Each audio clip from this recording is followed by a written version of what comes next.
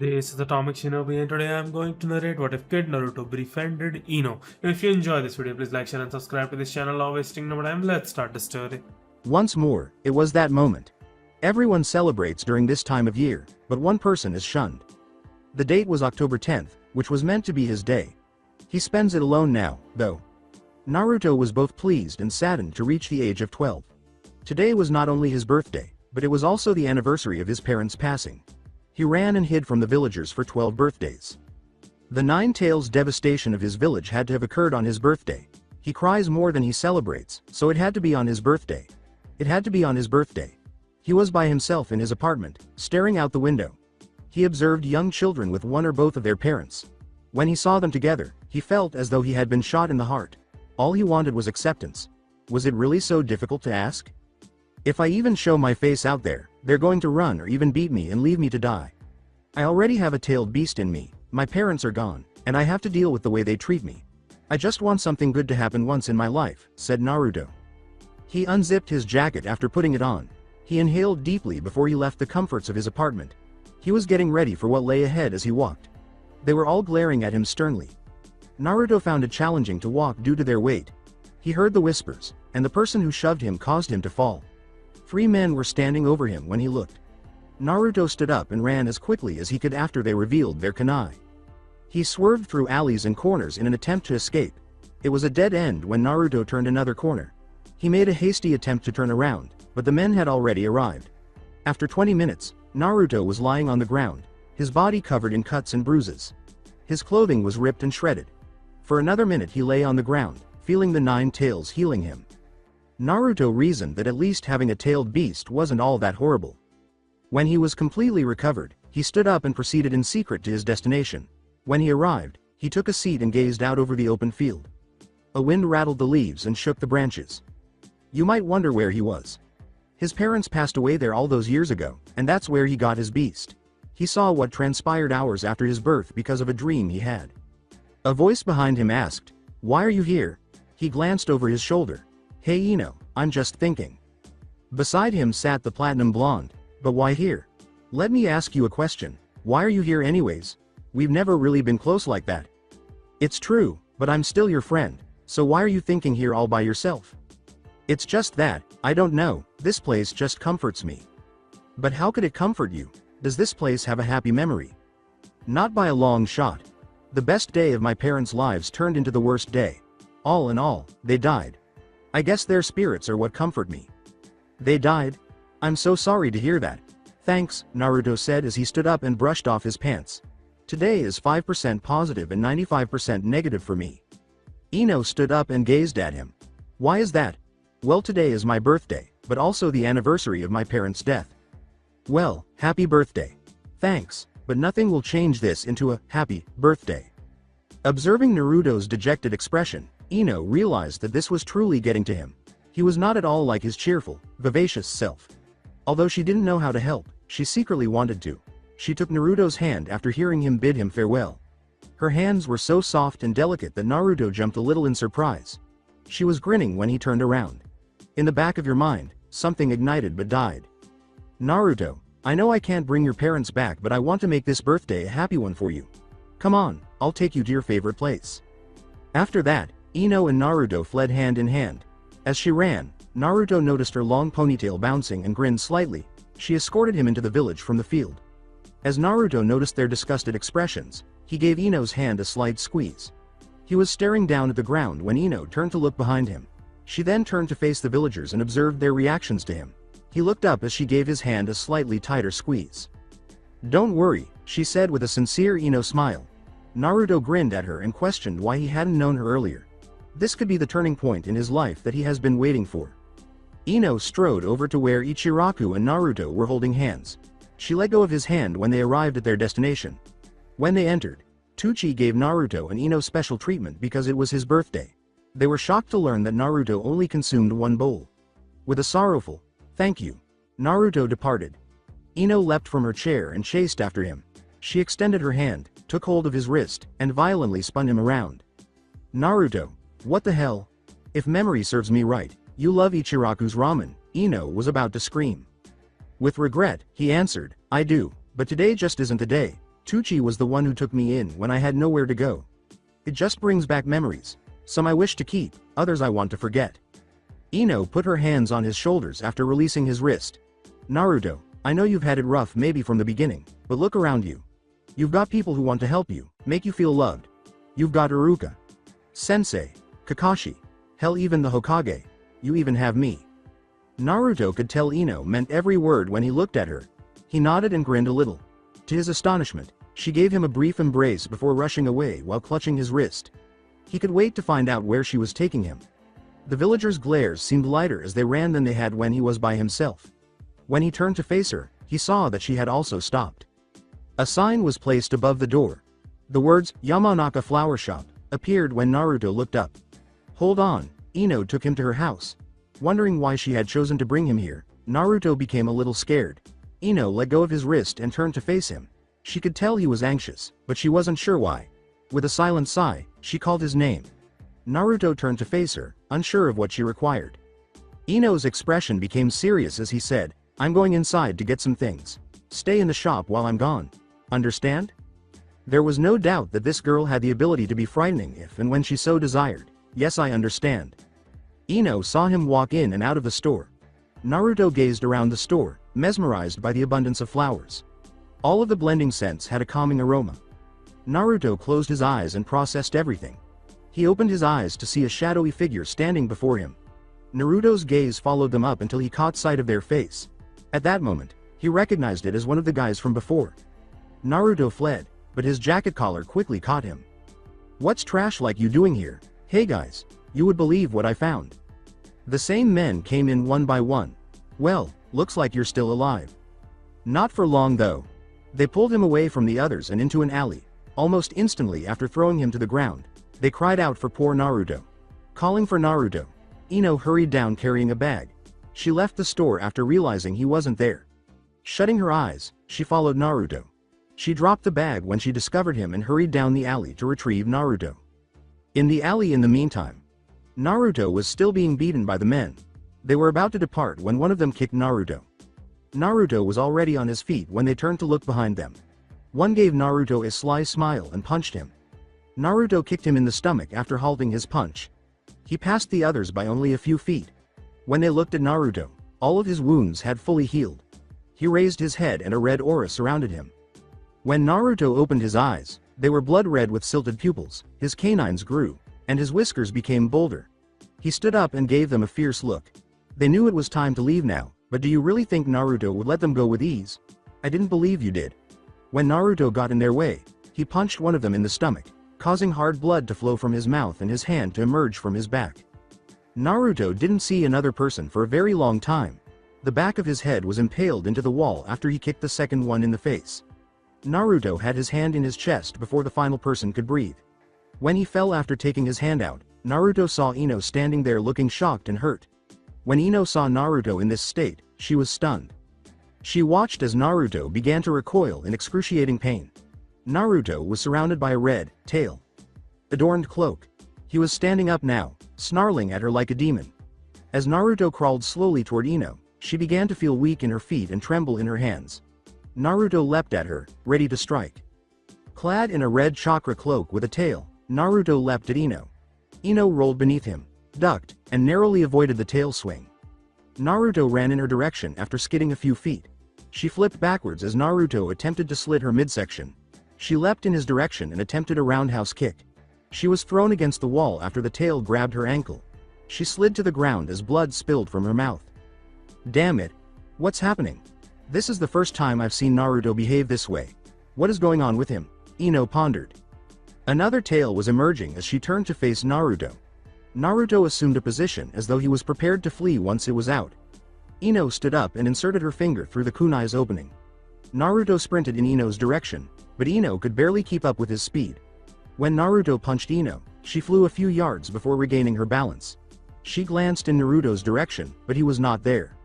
She managed to avoid Naruto's overhead attack by quickly raising her head. Naruto had a cut on his right cheek when she first saw him. She was aware that her kunai was the one responsible. To her surprise, though, the wound healed. All she could think about was regeneration. She refused to harm him even though she was aware that he would recover from any injuries. She had no idea what was preventing her from moving forward. He has hate in his eyes. But all I can feel is sadness. He is struggling to maintain his sanity. It's terrible that all I can do is try to survive while waiting to see if he makes it. Naruto let out a low growl and held out his hands. Despite her curiosity, Ino remained vigilant. She leapt up to avoid the two chakra hands that were thrown at her. When she looked down, all she saw were the same hands closing in on her. She fell back to earth, swerving and twisting her body to avoid them. She kicked upward to deflect one hand and rolled right to avoid the other as soon as she touched down. She is in excruciating pain when she sees Naruto sprinting in her direction. She notices claw marks on her sides. She fell to her knees and watched helplessly as Naruto got closer to her. Raising his right hand, he prepared to snag Ino. She closed her eyes in anticipation of the impact as he brought it down. However, it never materialized. His hand was inches from her face when she slowly opened her eyes. She could see Naruto fighting by the look on his face. "Come on Naruto, you can do it. Pull this thing back and put it where it belongs. You're not like this Naruto." Ino closed her eyes, considered what she wanted to say, and decided it was necessary. "Come back," she said, opening her eyes to me. The cloak gradually started to fade, and Naruto's ferocious features softened. His canines returned to normal size, his whiskers returned to their fine lines, and his blood-red eyes returned to their oceanic blue selves. After Naruto regained his normal appearance, he passed out and fell onto Ino. She held him in spite of the pain from her wound. When she realized how others would perceive their situation, a blush appeared on her face. After setting Naruto down, she returned to retrieve the bag she had dropped. She went inside her house and bandaged the area where the cut had been made on her waist. She hurried back to Naruto as blood began to slowly seep through the bandage. She had to know where he lived, but she had no idea that anyone would be willing to assist her. Putting a hand on his forehead, she probed his mind for the solution. When she did, she and Naruto disappeared. Naruto was in his room when he regained consciousness. What he had experienced was merely a dream, and he pondered what had happened. Since Ino would never be that kind to him, he believed it to be a dream. He went to the kitchen after getting out of bed. Ino was humming a song while wearing an apron over her clothes in his kitchen. She appeared to be creating something. When Ino turned around, Naruto was there. "You're finally awake. Do you know how worried I've been?" Ino asked. "Sorry for troubling you.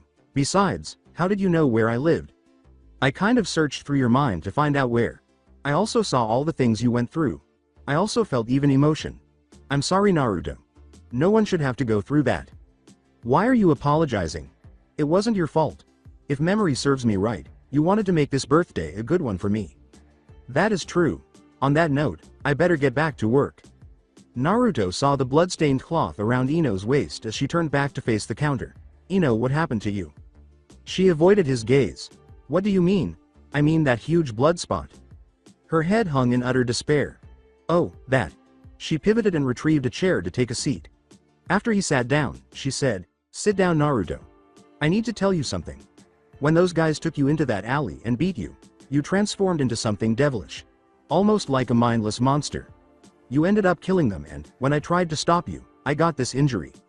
So I caused you to get hurt? I bet you hate me now, don't you?" "Like hell I would." "What? Naruto, I care about you and that person who I fought wasn't you.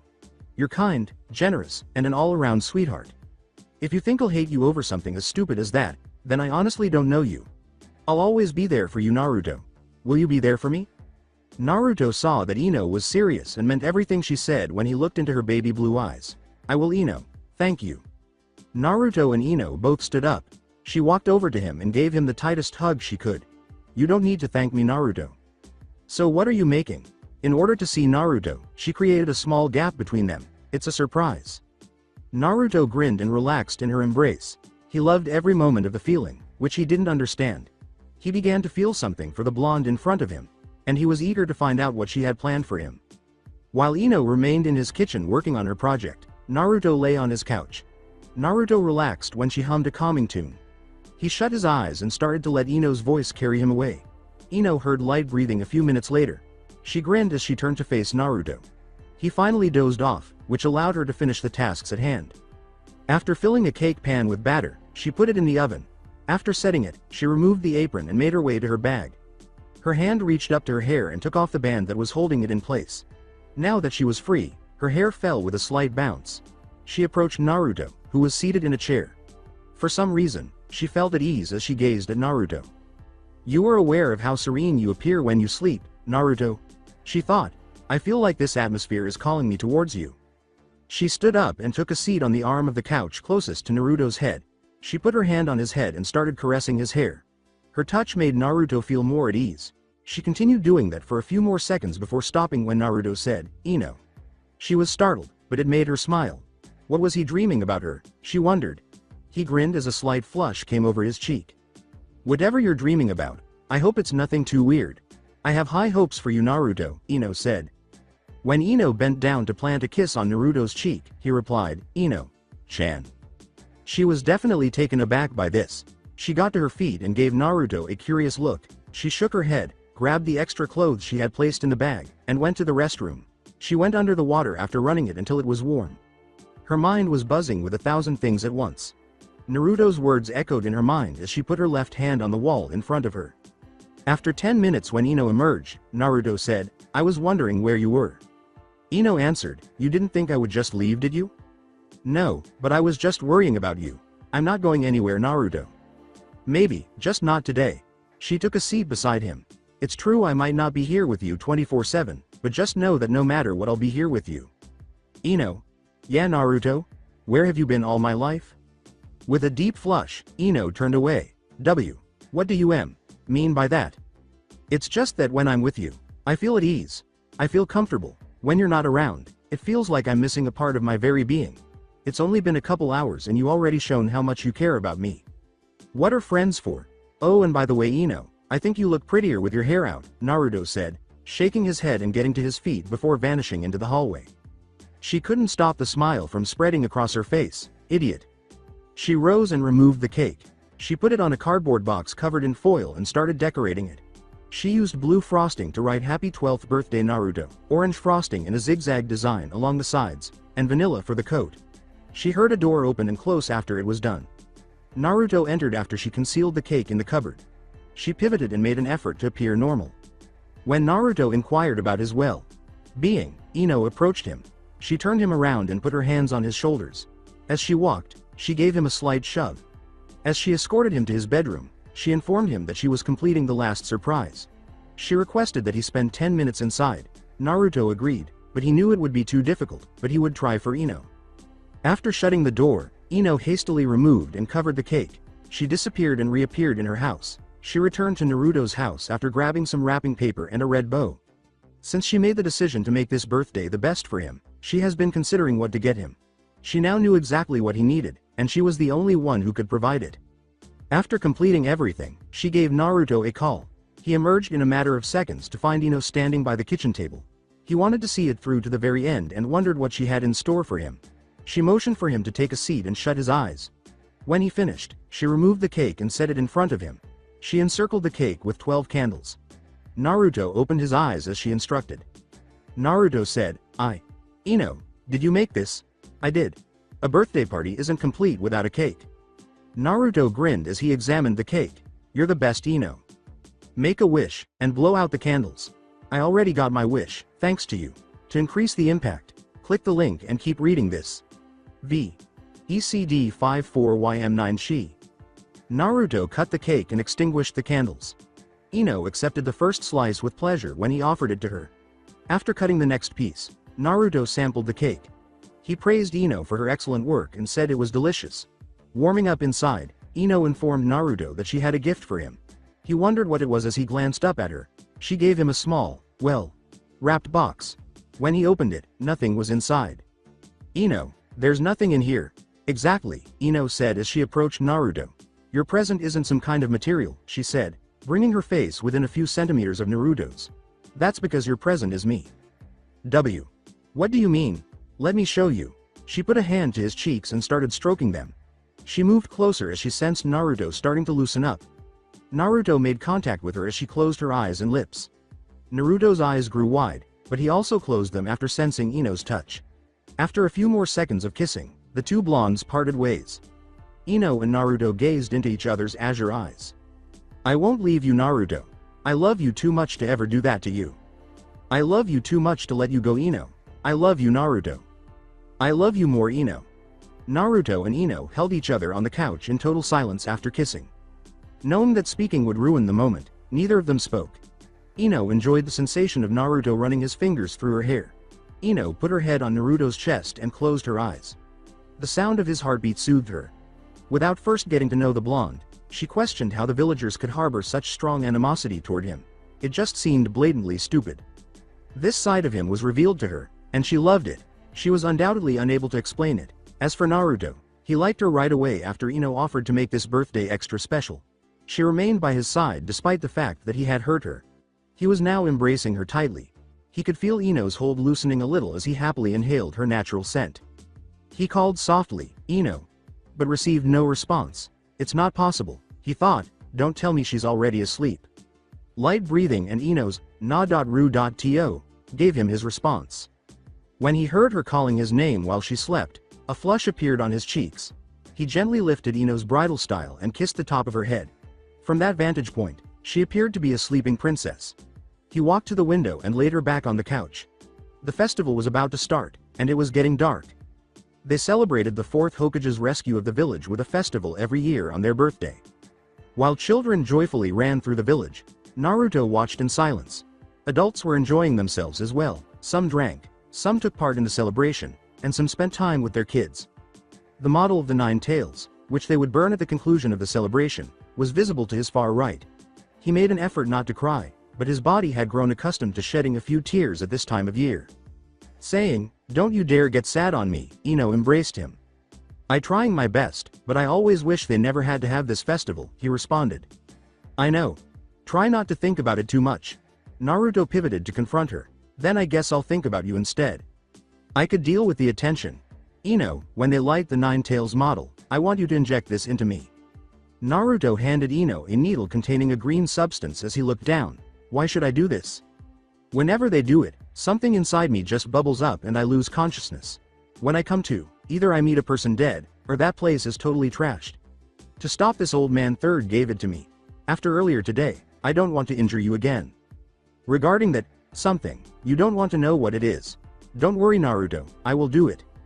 After an hour, the two blondes were waiting for the time to light the 9 tails model on fire as they prepared to do so. With the needle in hand, Ino prepared to inject her loved one. They entwined their fingers as Ino took his hand. They burned the model outside. Naruto began to hold his head and scream in agony as his eyes grew wide. He attempted to instruct Ino to do it, but he was unable to speak. Even though Ino knew she had to do it right now, she was unable to bring herself to do it. Naruto began to go through the changes that Ino had noticed in him earlier in the day. He leapt at Ino after completing his metamorphosis. She rolled off the couch and saw Naruto kick her with his foot. She deflected it, but she skidded back a few feet due to the force. After landing, Naruto charged once more. She was aware that if she didn't inject him now, things would only get worse. When he leapt at her, she slid beneath him as she ran toward him. She intended to inject him immediately, but as soon as the needle's tip touched him, Naruto disappeared. He reappeared in front of Ino's face, lowering his hand to strike her. She instinctively blocked it, but the needle broke as a result. As the liquid spilled on the floor, Ino turned to face her only chance of regaining Naruto. She snapped her head to where Naruto was going to kick her in the stomach as he ran toward her. Using the force, she backflipped and saw Naruto charging at her. She knew what she had to do. She used her mind transfer jutsu once he was within reach. Naruto's body fell to the ground as Ino's psyche entered it. Ino found herself standing in water inside Naruto's head. She ignored it and continued to walk. After a few minutes, she noticed Naruto standing in front of a huge cage, suspended by red chakra threads. She was blasted away as she ran up to him. She stared at the cage after falling into the water. She was glared at by one huge eye. The 9 tails shape emerged as the cage gradually came to life. 9 tails remarked, "I thought I'd sense another presence here." Ino was afraid when she heard his voice, but she made an effort to remain courageous. "I knew Naruto had to be controlled by someone." "How did you get in here?" "I'm a Yamanaka. Mind transfers are our thing and I want Naruto back." As the 9 tails seeped out of the cage and reassembled in front of Ino, bubbles emerged. "Don't talk like you have level ground." His voice shook the walls, but Ino was not scared. Ino extended her right hand and said, "I want Naruto back, and if I have to go through you to get him, I will. I love him too much to leave him to rot. And judging how you got sealed into him," the 9 tails exploded and returned to his cage. "You're still under Naruto's control." Ino started to fall when he saw Naruto's red chakra threads break off. She sprinted and leapt to get him. After falling into her arms, Naruto regained consciousness a few seconds later. He wondered where they were as he gazed at her. "I'll explain everything on the outside," Ino said. She grabbed Naruto, and the two left that location.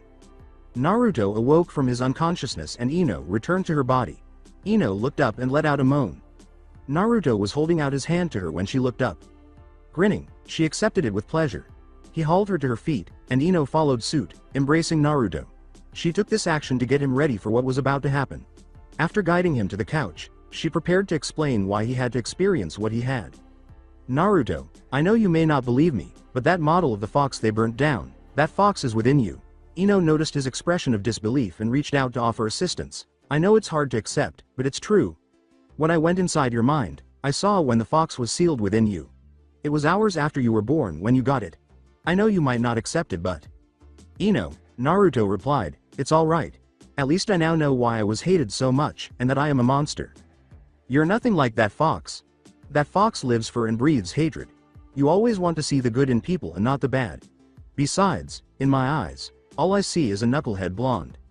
Naruto blushed and gave a small smile. They were aware that Ino had made a deep impression on the blonde. Ino stood up and pondered while gazing out the window. As he stood beside her, Naruto pondered her thoughts. She promised Naruto that she would return. Despite being alarmed and unsure of her exact destination, he allowed her to leave. Naruto was left alone after she disappeared.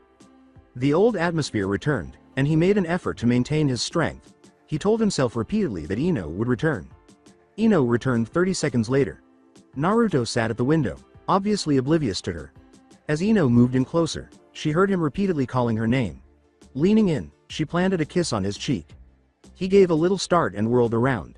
When she saw his expression, she couldn't help but laugh a little. She chuckled as she said, "You don't have to keep calling me when I'm already here." Naruto sulked. "Is it a crime to say the name of the person you love?"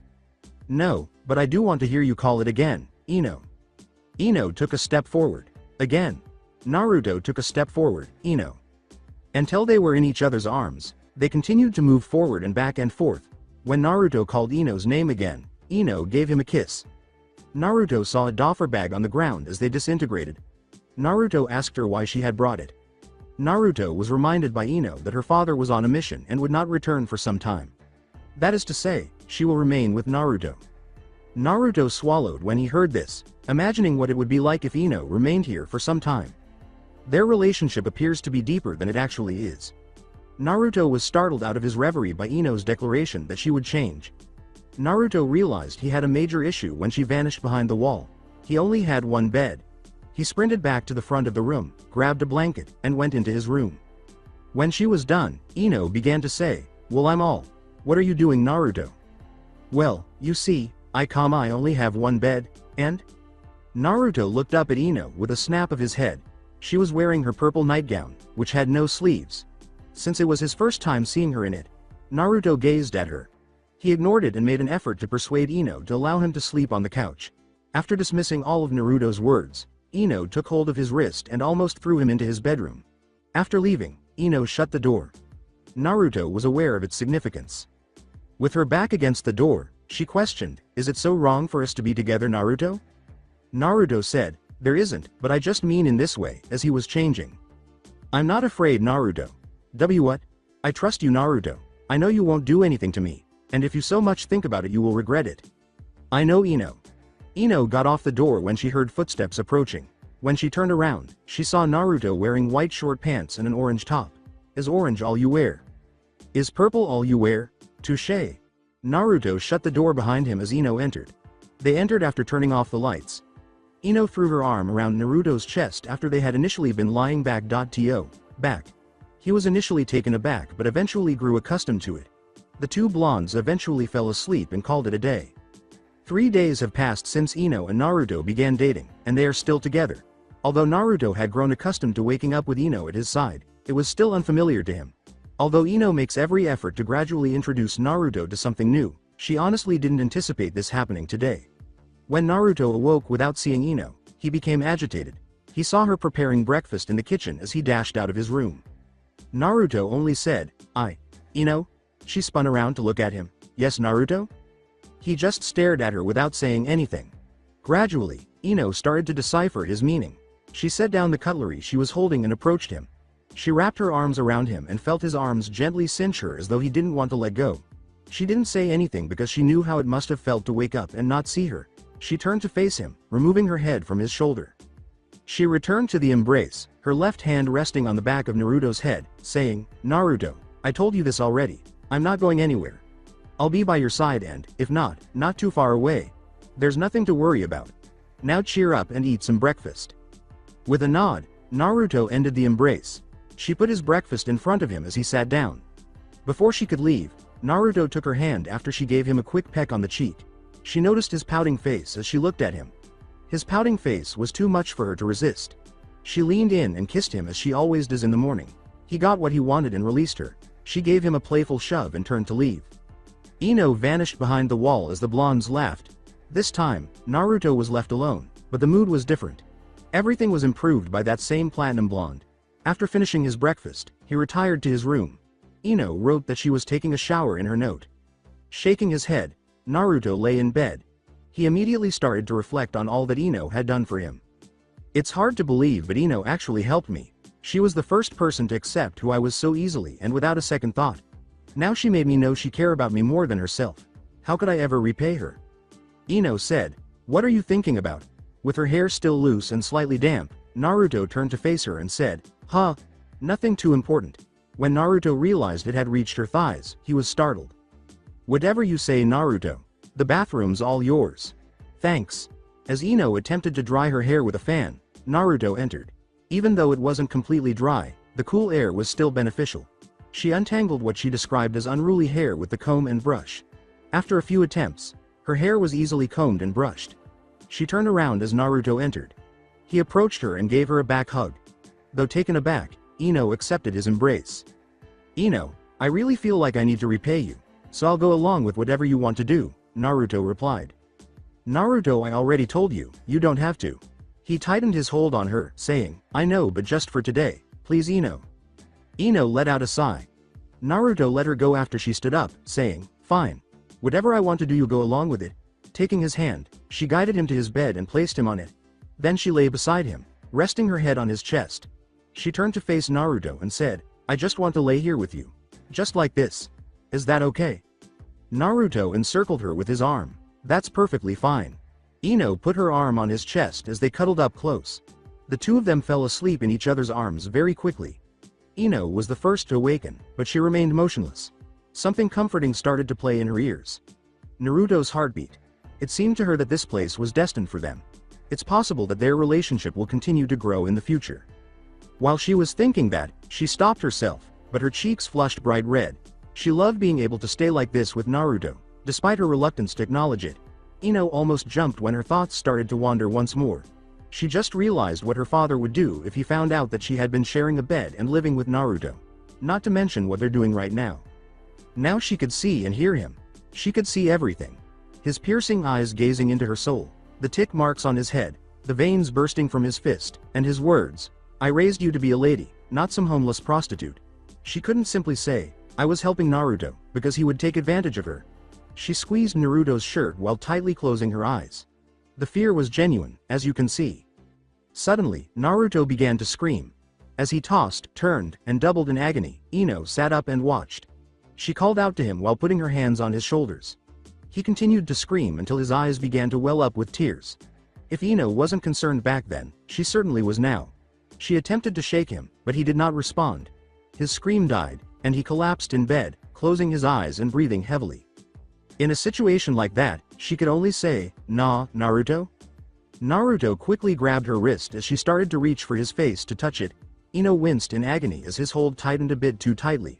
Finally, Ino's eyes grew incredibly wide. That's not Naruto's voice.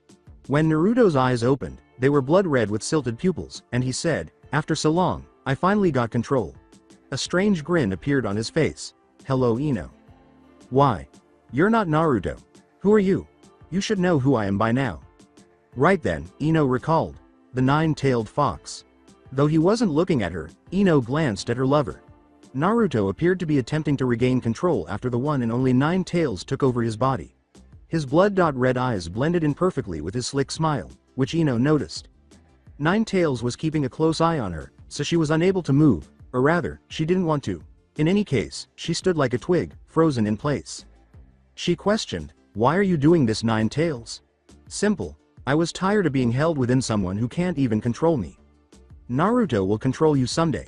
Naruto is no more. Only I, the Nine Tails, Kyuubi," he exclaimed as he launched himself at Ino, pinning her to the ground. "Also, I would have to get rid of anyone who stands before me." When Ino saw him raise his hand and the nails grow long and sharp, her eyes grew wide. He lowered his hand, but Ino grabbed it. He was dominating her despite the fact that she was using both hands. She pushed him away and got to her feet. The momentum caused Kyuubi to roll from his initial landing on his back to his hands and feet. Ino gazed into Kyuubi's now enraged eyes. 3 streams of his red chakra leaked out when he slightly opened his mouth. When Ino noticed his right hand retreating a little, she assumed her position. Kyuubi was behind her at that moment. She felt a sharp pain in her left arm before she realized what had happened. 5 slash marks were visible along her arm when she looked. She was also beginning to lose interest in it. That arm was soon rendered useless. "How about it, Ino? Ready to give up, or do I need to kill you?" "There's one thing you should know, Nine Tails. Which is, no matter how much you hurt me, I will never give up and I will never stop loving Naruto. You hear me, Naruto? I love you?" Then Kyuubi began to growl in agony and shake his head. What's happening to M.Me? As she was about to bring Naruto out, Ino noticed that he was still inside. She sprinted over to Kyuubi and pinned him. She recalled that Naruto had explained to her how someone with sufficient chakra could open and close the seal on his stomach. As she prepared to close her hand after gathering as much chakra as she could, Kyuubi bit her arm. She gave a painful scream and gave him a face kiss. She struck the wall so forcefully that she coughed up blood after Kyuubi punched her off him. Now she was lying on the ground, coughing painfully. She could hardly move because her entire body hurts. Even moving her head to look at Kyuubi was difficult. Speaking of which, he was approaching her while holding a clenched fist that glowed red. She was fully aware of his plans, and she would not return if Naruto did not return quickly. In the meantime, Naruto's thoughts. Naruto was standing in front of a cage that he was too familiar with. Out of the shadows, he saw a huge eye staring down at him. It was still relatively new to him, but he didn't falter. Through the gate, red chakra poured in and encircled him tightly. A low, devilish laugh sounded from the cage as he fought to escape. As the cage began to light up, Naruto paused to observe Kyuubi inside. "It's been a while, hasn't it, Naruto? I would have wished for it to be longer." "Don't worry, it'll be over soon." "What do you mean by that?" Naruto passed out at that moment. As the cage gradually cracked and collapsed, Kyuubi chuckled. With ease, he was able to see through Naruto's eyes and take control of his mind. Kyuubi was too busy fighting Ino to notice that Naruto was gradually regaining consciousness. Even though it was quiet, Ino's voice could be heard. He had to rise. Kyuubi had to be stopped. He had to keep Ino alive. He sat up and began assuming control from Kyuubi after twitching his fingers and hearing Ino scream that she loved him. Kyuubi turned to see his host getting to his feet. Kyuubi noticed something when Naruto slowly turned around, but his eyes were vacant. Kyuubi was baffled by this. How could Naruto be unconscious while standing? Was it his resolve, or, well, that's it. Kyuubi realized now that Ino had to be destroyed. "Stop right there, Nine Tails. You've done enough damage." When Kyuubi swung his tail at Naruto, he raised his hand to absorb the blow. Kyuubi turned to see Naruto still standing with his tail in his hand. With both hands, Naruto grasped it and pushed them down. After being lifted into the air, Kyuubi fell heavily onto his back. 11 gates fell when Naruto raised his 2 hands. 9 for each tail, 1 at his chest, and the final one by his neck. Kyuubi was closed by a new gate. Kyuubi's angry glare at Naruto was unavoidable. Even though he was still unconscious, Naruto easily defeated Kyuubi. With Kyuubi, this didn't go well. Naruto's seal was secured, and the gate was similarly sealed with a lock of its own. Soon, Kyuubi's low growl filled the cage with darkness. At that point, Naruto completely recovered consciousness and moaned as he dropped to his knees. Outside, as Kyuubi lifted his fist and brought it down, Ino watched. She waited for the last blow while closing her eyes. It never materialized. When she carefully opened her eyes, Kyuubi's red eyes disappeared and Naruto's blue eyes emerged. Dropping to his knees, Naruto hung his head. After a few moments, he raised his head and surveyed his bedroom. He calmed down after he eventually realized where he was. "Nice to see you're back." Naruto turned to see Ino lying on the ground. her left arm slowly dripping blood. Ino, what happened to you? Nine Tails took over and I had to fight him. We need to get you patched up. You don't have to. I just need to rest. Ino, you've always put my needs before yours just to show how much you care, but now it's my turn. And I'm not taking no as an answer. Ino grinned as she noticed the resolve in his eyes. He had returned. Alright then, do what you want. Ino couldn't help but think of Naruto as he ran out of his room. Being taken care of felt good. After returning, Naruto carried Ino to his bed. He wrapped the bandage around the wounds and began cleaning them. His knowledge of basic first aid impressed Ino. Images of Naruto's past and all of his bruises then appeared in her mind. Now she knew what he knew. Thanks, Naruto. Don't mention it. Could you come a little closer? Sure. When he did, Ino put her head on his chest and gave him a kiss. I love you, Naruto, and nothing will change that. Soaking up her presence, he held her in his arms. I love you more, Ino. So much more. After exchanging a brief chuckle, Ino shoved Naruto. He was aware of her desires. Ino rested her head on his chest as he reclined in bed. She desired this. She enjoyed this. When Naruto called her name, all he heard was a faint breath. She had a huge smile on her face as she lay on Naruto, sound asleep. After growing accustomed to each other's company, Naruto shocked Ino by kissing her from behind for the first time. She considered him to be her other half and enjoyed spending time with him. Naruto didn't want to be parted from her because he knew she was his better half. Ino officially moved in with Naruto on this 5th day. She also completely forgot what day it was. However, she soon discovered. As they sat on the couch, Ino rested her head on Naruto's lap. Ino touched Naruto's cheek as he ran his fingers through her hair. Although Naruto didn't mention her slight blush, he might have done so because he enjoys seeing her flush. Naruto felt her hardened glare as her baby blue eyes narrowed. He glanced at her slowly, taking care not to meet her eyes. What are you thinking about, Naruto? What makes you say that? Considering how you stared at me and smiled, something's up. Now I can't smile at you. What is this mockery? I mean, why you circa kid? But, Naruto kissed her forehead and said, but what? You said your dad was on a mission, so when is he coming back? Now that you mention it, I think it's too. Oh no. Don't tell me it's today. Sadly, it is. Ino rose and looked around her shoes. To inform her father, she needed to be at home. Naruto observed her with concern. He was curious about Ino's father's response. He clenched his fist because he could only think of the worst. After putting on her shoes, she moved in Naruto's direction. She gave him a hug to reassure him that everything would be alright. He gave her a gentle squeeze, and she reciprocated. She kissed him quickly and said, everything's going to be alright, Naruto. You do believe me, right? Of course I do. I just don't want to be separated from you. I'm not going anywhere. We'll still see each other. Alright. She walked over and opened the door. Be right back. Hopefully he'll listen to me. Love you, Naruto. Love you too. She then departed. Naruto went back to his chamber and took a seat in his bed. He saw a picture of Ino sleeping when he looked into his bed. When he looked in the mirror, he saw Ino once more, this time raking her hair. He grinned at these recollections, but he secretly feared that was all he would have. He collapsed in bed and covered his eyes with his left arm. He actually believed he was sleeping, and there was a certain blonde in it. There was an unmistakable face staring at Naruto when he woke up. Naruto blushed as a result of the shock in her smile. She gave him a forehead kiss and chuckled a little. She pushed him back down after he sat up. She groaned and laid on top of him. Naruto was unsure of how to respond to this. She never put her whole body on him, only her head and arm. Ino. Not now, Naruto. Talking with my dad took a lot out of me. Just know that, he says, as long as I'm helping you, he's fine. Naruto put his arms around her as she fell asleep at the last word. He got up slowly and laid her down on the bed. He heard her call his name while she slept before he left. Grinning, he shut the door. He went to the couch and considered what she had said. In his heart, he was content. He was able to remain with the woman he loved. His thoughts were cut off at that moment by a knock on his door. The third Hokage was the only one to knock on his door.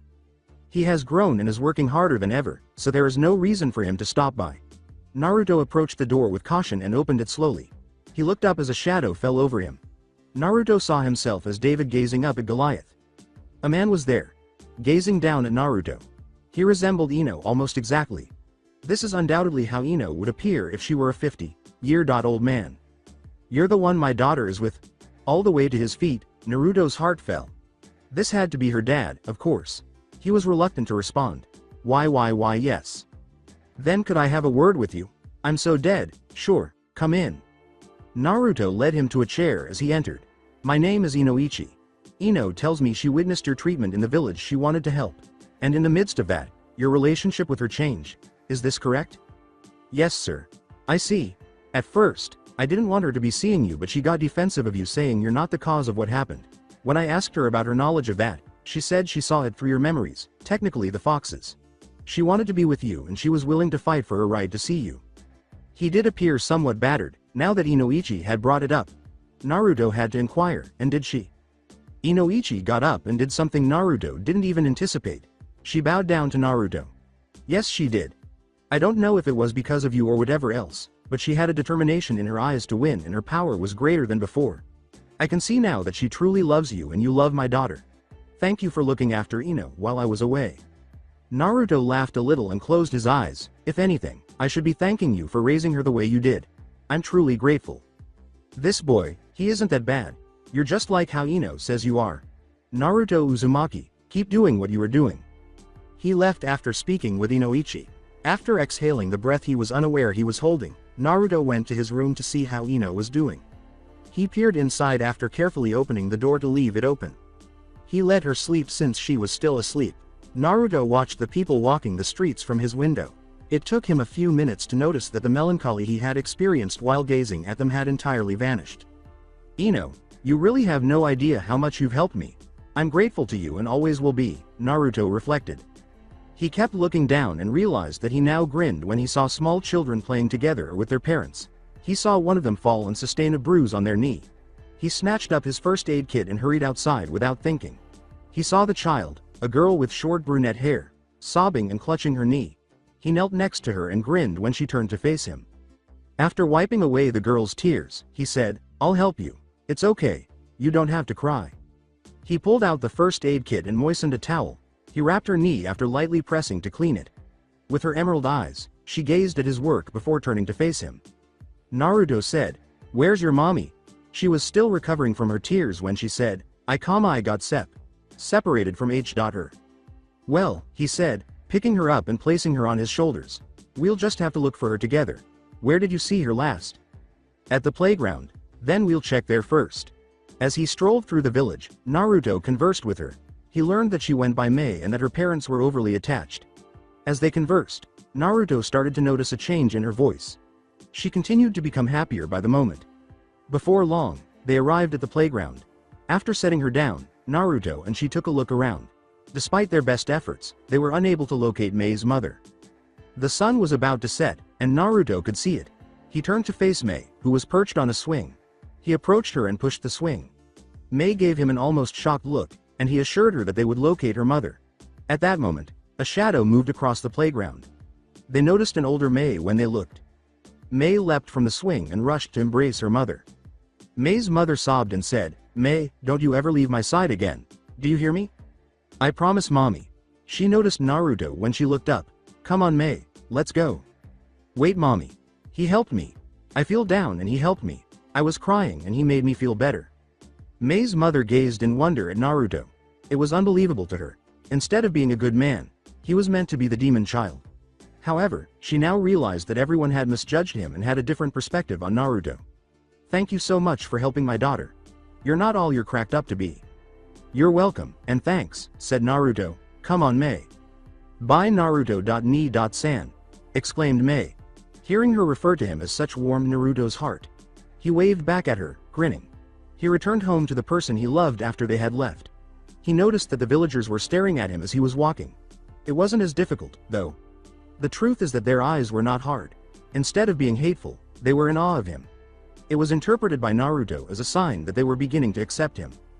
A very concerned Ino hurried out of his bedroom and gave him a wide-eyed stare when he opened the door. She sprinted over to embrace him. She kissed Naruto on the lips as tears spilled from her closed eyes. She gave Naruto a hug after he put her down. He took her in his arms and gave her a little squeeze. Then, as though she were perched on a precipice and clinging to Naruto for dear life, she squeezed him back. You have no idea how worried I was about you, Ino replied. Sorry, Ino, but a child did get separated from her parents. I couldn't let her stay like that. No dabbed at her tears. At least you were helping someone, Ino said to Naruto. So I wanted to know what you want to eat. And don't say ramen. No fair, Ino. You choose. Fine, I already decided anyways. Naruto gave her a kiss and said, then I can't wait. Although Ino was unaware of Naruto's fate, she was pleased with it. After watching Naruto vanish behind the wall, she began making dinner. Naruto merely admired Ino while surreptitiously observing her. Before long, he turned and entered the bath. He was thinking a lot about Ino and how her presence in his life would alter things. He stepped outside to the aroma of delectable food. He found Ino waiting for him after following the scent. Come and sit down, Naruto. You'll love what I've prepared. When Naruto saw the dish, he sat and his eyes widened. But Ino, I thought you. I said that because you would use the cups in your cupboard, so I decided to create one for you with something special. Ino sat across from Naruto, who took a pair of chopsticks and tasted it. Ino, I hate to say this, but you've beaten Ichiraku's in making ramen. I love it. With a sigh, Ino closed her eyes and grinned.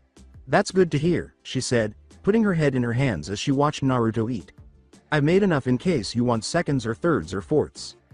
A smile came to Naruto's face. You have no idea how much I love you, Ino. Ino grinned. I could say the same to you. Observing him, Ino requested more. When she turned back to Naruto for the fourth time, she noticed a man who looked exactly like him in his position, along with a small person seated in a high chair. The image disappeared when she blinked. She was stunned by what she witnessed as she stood there. She returned to Naruto after shaking her head. Naruto noticed that she was staring blankly and began to question whether everything was okay. Hey Ino, everything okay with you? Why would you ask that? You were staring off into space a minute ago. Everything's fine, Naruto. Lifting his bowl, Naruto resumed his meal. As he lowered the bowl to inhale, he noticed an older Ino seated. She wore a pinkish red lipstick, had straight, flowing hair, and a genuine, pure smile. When he blinked, the image of her holding a small child in her arms vanished. Naruto followed suit while Ino gazed at him.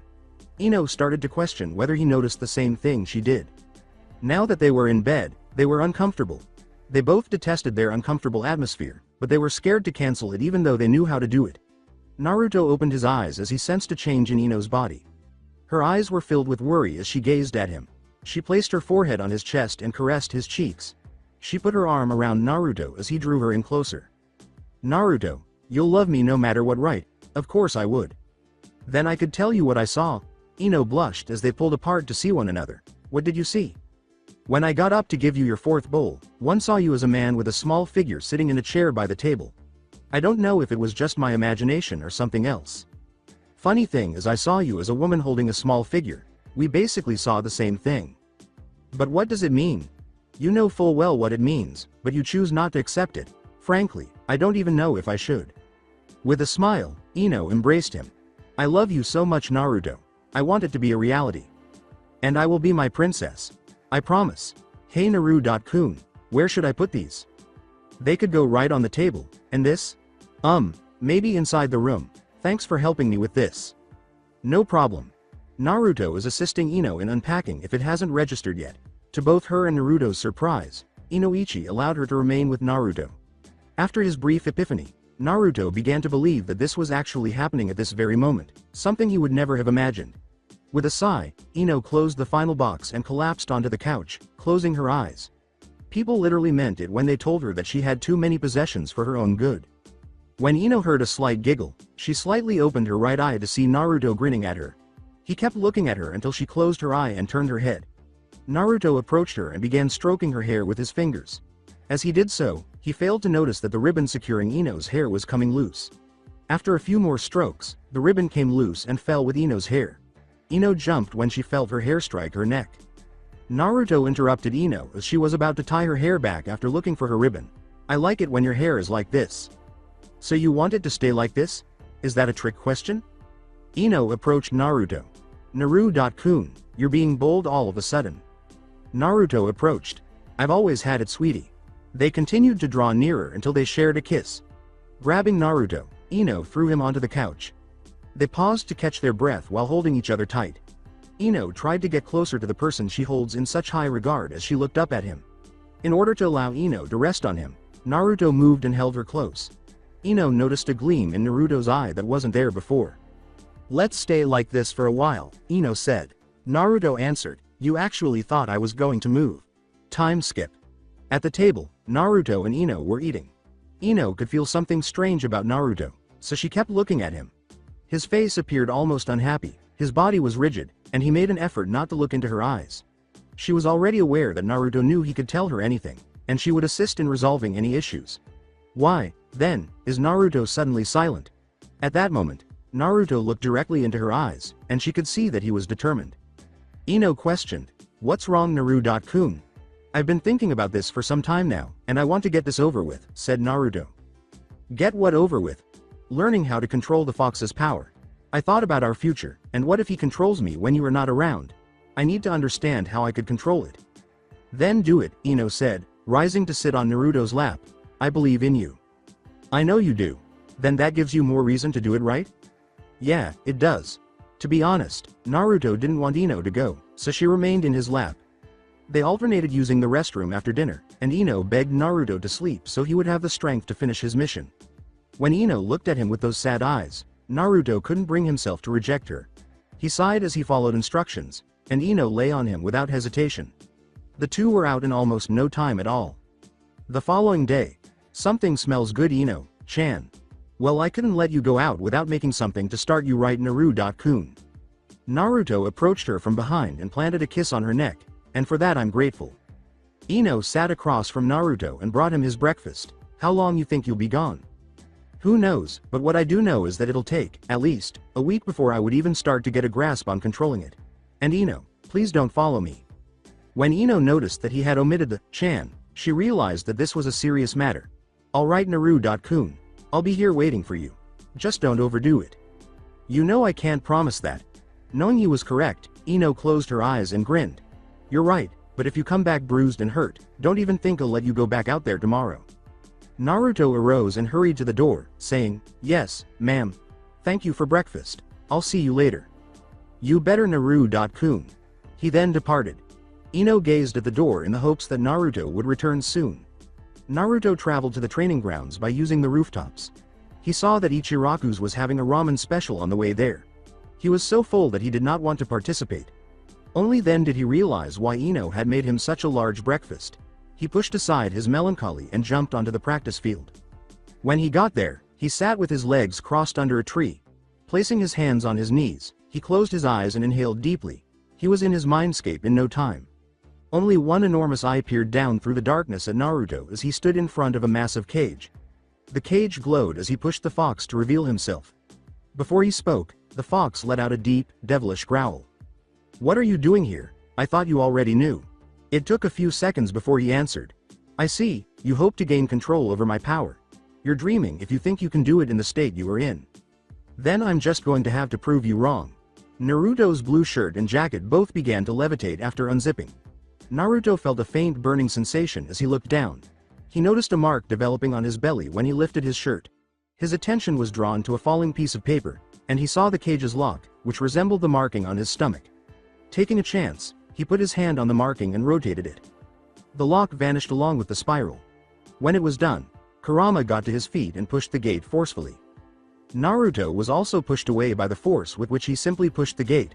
Naruto was starting to question what he had just gotten himself into when Kurama approached him at a leisurely trot. Kurama let go of his cage and gave Naruto, who was floating in midair, a fierce glare. Naruto anticipated that he would be a little slow due to his size. When a huge paw was approaching him, his response was shown to be incorrect. He made the Rasengan and had a shadow clone push him aside. Kurama struck Naruto with his tail after laughing at the pitiful jutsu. Like a stone on water, Naruto struck the ground and skipped. "Did you really believe you could beat me in the state you're in? This isn't even a warm-up for me?" "I know you're right. I see now the vast difference in our power." A fresh gate shut, locking Kurama. "Here's a hint. Get stronger, then come back. I'll be waiting." When Naruto opened his eyes, he saw the location he had selected within the training grounds. His heart was pounding, he was breathing heavily, and he was perspiring. He covered his eyes with his right arm as he reclined in the grass.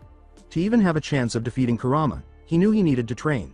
After sitting up, Naruto made his way back to his apartment. Ino was there to welcome him as usual. Naruto walked right past her rather than greeting her life as he usually does.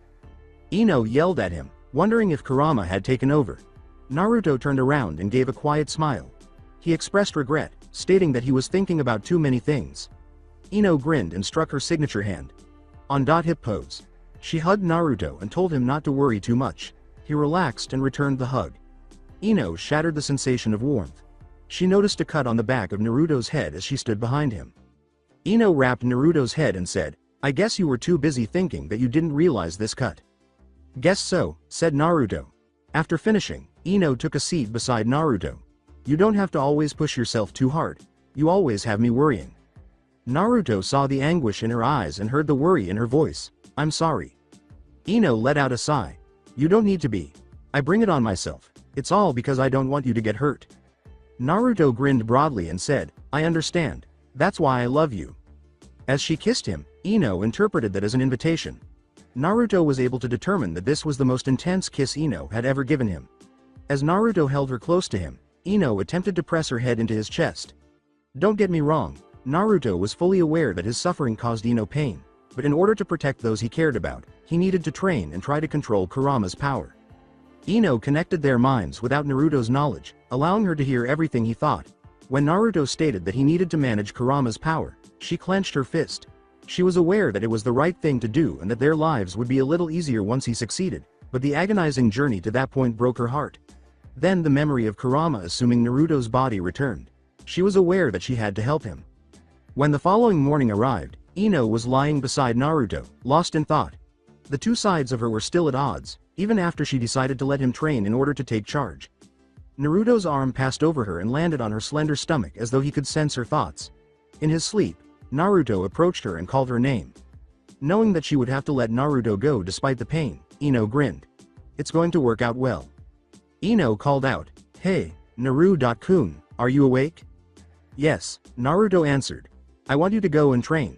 Don't just do it because you don't want to hurt others, but do it to help yourself. You deserve it." Ino-chan.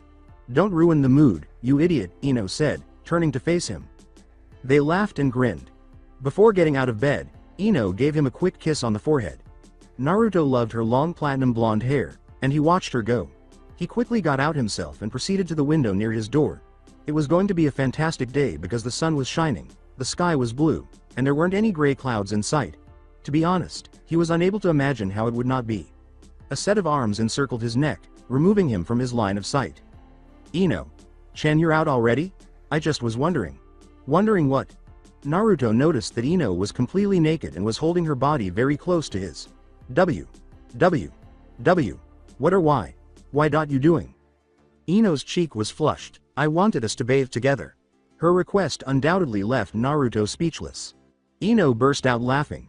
She kissed his cheek and disappeared, saying, "Naru-kun, you are just too innocent, thanks for the good laugh." It wasn't until Ino left him and he began to fall that Naruto realized his legs were weak. Sweating and flushed, he collapsed to his knees. He made it to his couch, where he attempted to suppress the emotion he was experiencing. His heart raced after that encounter, wondering what would happen if Ino truly took such an action seriously. Her touch chilled Naruto to the bone, and he knew he would be paralyzed. After some time, Ino emerged and saw Naruto sitting on the couch with his arm over his eyes. He was startled when she touched his arm. He leapt from the couch at the sight of Ino. She must have shaken him up a bit too much, Ino knew. She approached Naruto slowly and extended her arms. She preferred that he make the choice. Naruto regarded her as a strange beast. The smile that always helped Naruto relax was put on by Ino. Naruto crawled on the ground and approached her slowly. Ino remained kneeling with her arms extended. She squeezed Naruto as he leapt into her arms. She didn't realize how shaken Naruto was until then. He stopped shaking abruptly. To confront him, Ino let him go a little. Naruto's hands found Ino's neck while he kept his head down. Knowing that Kurama must have taken control of his body, Ino's eyes were filled with fear. Naruto slowly lifted his head. Naruto said, "Psych," and let her go. Ino took some time to comprehend the situation. When she did, she grinned and closed her eyes. "Okay, I deserved that." Unaware that Ino was observing him from behind the bushes, Naruto sat in the center of the training area. With his chakra spiraling around him, he stood up after taking a few deep breaths. A moment later, he was encircled by a large number of shadow clones, each brandishing a kunai. The clones charged after Naruto eliminated his own. The clones scattered one by one, ducking, diving, parrying, and striking. Naturally, Naruto was not spared. He sustained 2 minor cuts along his back in addition to minor cuts to his arms and legs. Kurama's power quickly restored him, and Naruto was prepared to try again. He continued, making each attempt harder than the last for a few more. In the meantime, Ino repeatedly wanted to leap out and stop Naruto. Why was she being so self-centered when she knew he was doing this for the benefit of everyone? Additionally, this would make their relationship easier as well, right? Her mind told her, stop worrying so much, Ino, he'll be fine. But it hurts so much to see him go through this, she said, feeling deeply hurt. It was his choice to do this. You fell in love with the boy and love isn't an easy road. It comes with sacrifices, but one day he might take it too far and I can't bear it. Then ask yourself, if the roles were reversed in which you made a decision that could change people's lives but cause you pain, would he respect your decision and stay with you, supporting you? Yes, he would. He would feel the same way I am now, but he would stay. It's because of his love that makes you want to continue. When Ino noticed Naruto entering the lake, the internal dialogue between her heart and mind stopped. He made sure the water stopped by his chest by sitting close to the land. He repeatedly splashed water on his body to cool it off. As he ran to deliver the lunch she prepared for him, Ino saw him fully submerge himself in water. He needed real food, not ramen, she reasoned. When she returned to her hiding place, she saw Naruto emerge. He rubbed his hands on his head and shook his head as his spiky hair fell on his face. He noticed the lunchbox among his clothes and opened it to look into it. When Ino saw Naruto wearing only shorts, she flushed. Naruto picked up the box, threw a towel around his neck, and grinned. He searched for her, but he was unable to find her. He took a seat and savored the delectable meal that Ino had prepared for him. When he was done, he put his shirt and pants back on. Standing, he created a shadow clone. Ino continued to observe him while remaining cool. Naruto and his clone created a Rasengan and added more chakra to it while maintaining its shape. It expanded slightly and burst, ejecting the clone and leaving small burn marks on his hand in the middle of his forearm. Knowing exactly what Ino would say, he grinned as he looked at it. Speaking of Ino, I need to get back before she have my head, Naruto was thinking. Ino vanished from her location and materialized in Naruto's apartment upon witnessing him put on his jacket. Running into Naruto's room, she lay down on the bed. She wanted to give the impression that she had just gotten up to bring Naruto his food. To avoid being caught so easily, she looked away from the door. She knew he was home when the door opened and shut. Her ear rang with the sound of objects being placed down, followed by footsteps. After opening the door and seeing Ino dozing off, Naruto grabbed what he needed and departed. He didn't want to wake up his princess who was asleep. He really needed to remove the last of the perspiration and the lake smell from his body, even though the soak in the lake helped a little. Naruto got out of the warm shower and went back to his room, where Ino was still waiting. He threw his arm over her stomach and lay beside her. Ino took a step back. I know you're not sleeping, Naruto said. She grinned as she turned to face him, guilty as charged. Thanks for the lunch, Ino. It was really delicious. You're welcome, but flattery gets you nowhere. Naruto kissed her and said, then what about this? It sometimes does, but it's going to have to be better. It has to be better, you say. I may have a way to do that. When Naruto gave her another kiss, Ino was shocked to feel something break through her lips and enter her mouth. She blushed wildly and broke away when she recognized it as Naruto's tongue. Naruto chuckled at his accomplishment. With a swift turn, Ino continued to strike and push Naruto's arm away from her. Naruto made the decision to tickle her, his secret method. After learning that Ino was very ticklish, he intended to take advantage of that. The platinum blonde gave him a light laugh as he began with her side. Ino attempted to stop him as he moved to her stomach, but Naruto brushed against her underarms with his free hand. At the touch, she clamped it shut, allowing Naruto the desired opening. He began the unrelenting assault by pinning her arms. As Ino gradually gave in to Naruto, laughter erupted throughout the apartment. When Naruto stopped, Ino felt as though her breath was leaving her body. He put his hands on her back while she lay on his chest. She took a step toward him and gave him a brief kiss. When Naruto kissed her earlier, he made her comment. She gave him another kiss, this time with her tongue. He was ready for this. As their tongues danced, another conflict emerged. With a single strand of saliva tying their lips together, Ino's and Naruto's breaths blended as they both gasped for air. Back on his chest, she lay. Naru.kun, if the roles of us were reversed in which I had to carry your burden, would you support me even though you knew it would be a painful process? I would. Sure, it'll be painful for me to see you get hurt, but I know I feel that way because I love you. That's what love is. A little happiness, and a little sorrow. Thanks Naru.kun. I love you too, and Ino-chan. Yes Naru.kun. prepare you voice for tomorrow when I come home. What? Naruto said. Well, I'm off, as he left his apartment. Try not to injure yourself too much, Ino retorted, her voice filled with concern. Naruto said, I'll try my best, and walked away. Ino and Naruto had just finished their morning meal. To help her get through the hours of loneliness, Ino made an effort to document every memory at that precise moment. Not wanting to waste Naruto's energy, she told him to just eat and begin training. Or perhaps she was aware that it would be more difficult for her to let him go the longer he stayed at home. Now, sitting in the same chair as she had during breakfast, she considered ways to kill time. Then she realized she could visit the flower shop owned by her family. In case Naruto returned home earlier because he had forgotten something, she wrote a note informing him of her whereabouts. After locking the door, she left and made her way to the flower shop. When the bell rang and she opened the door, she heard her father's voice informing her that he would be there shortly.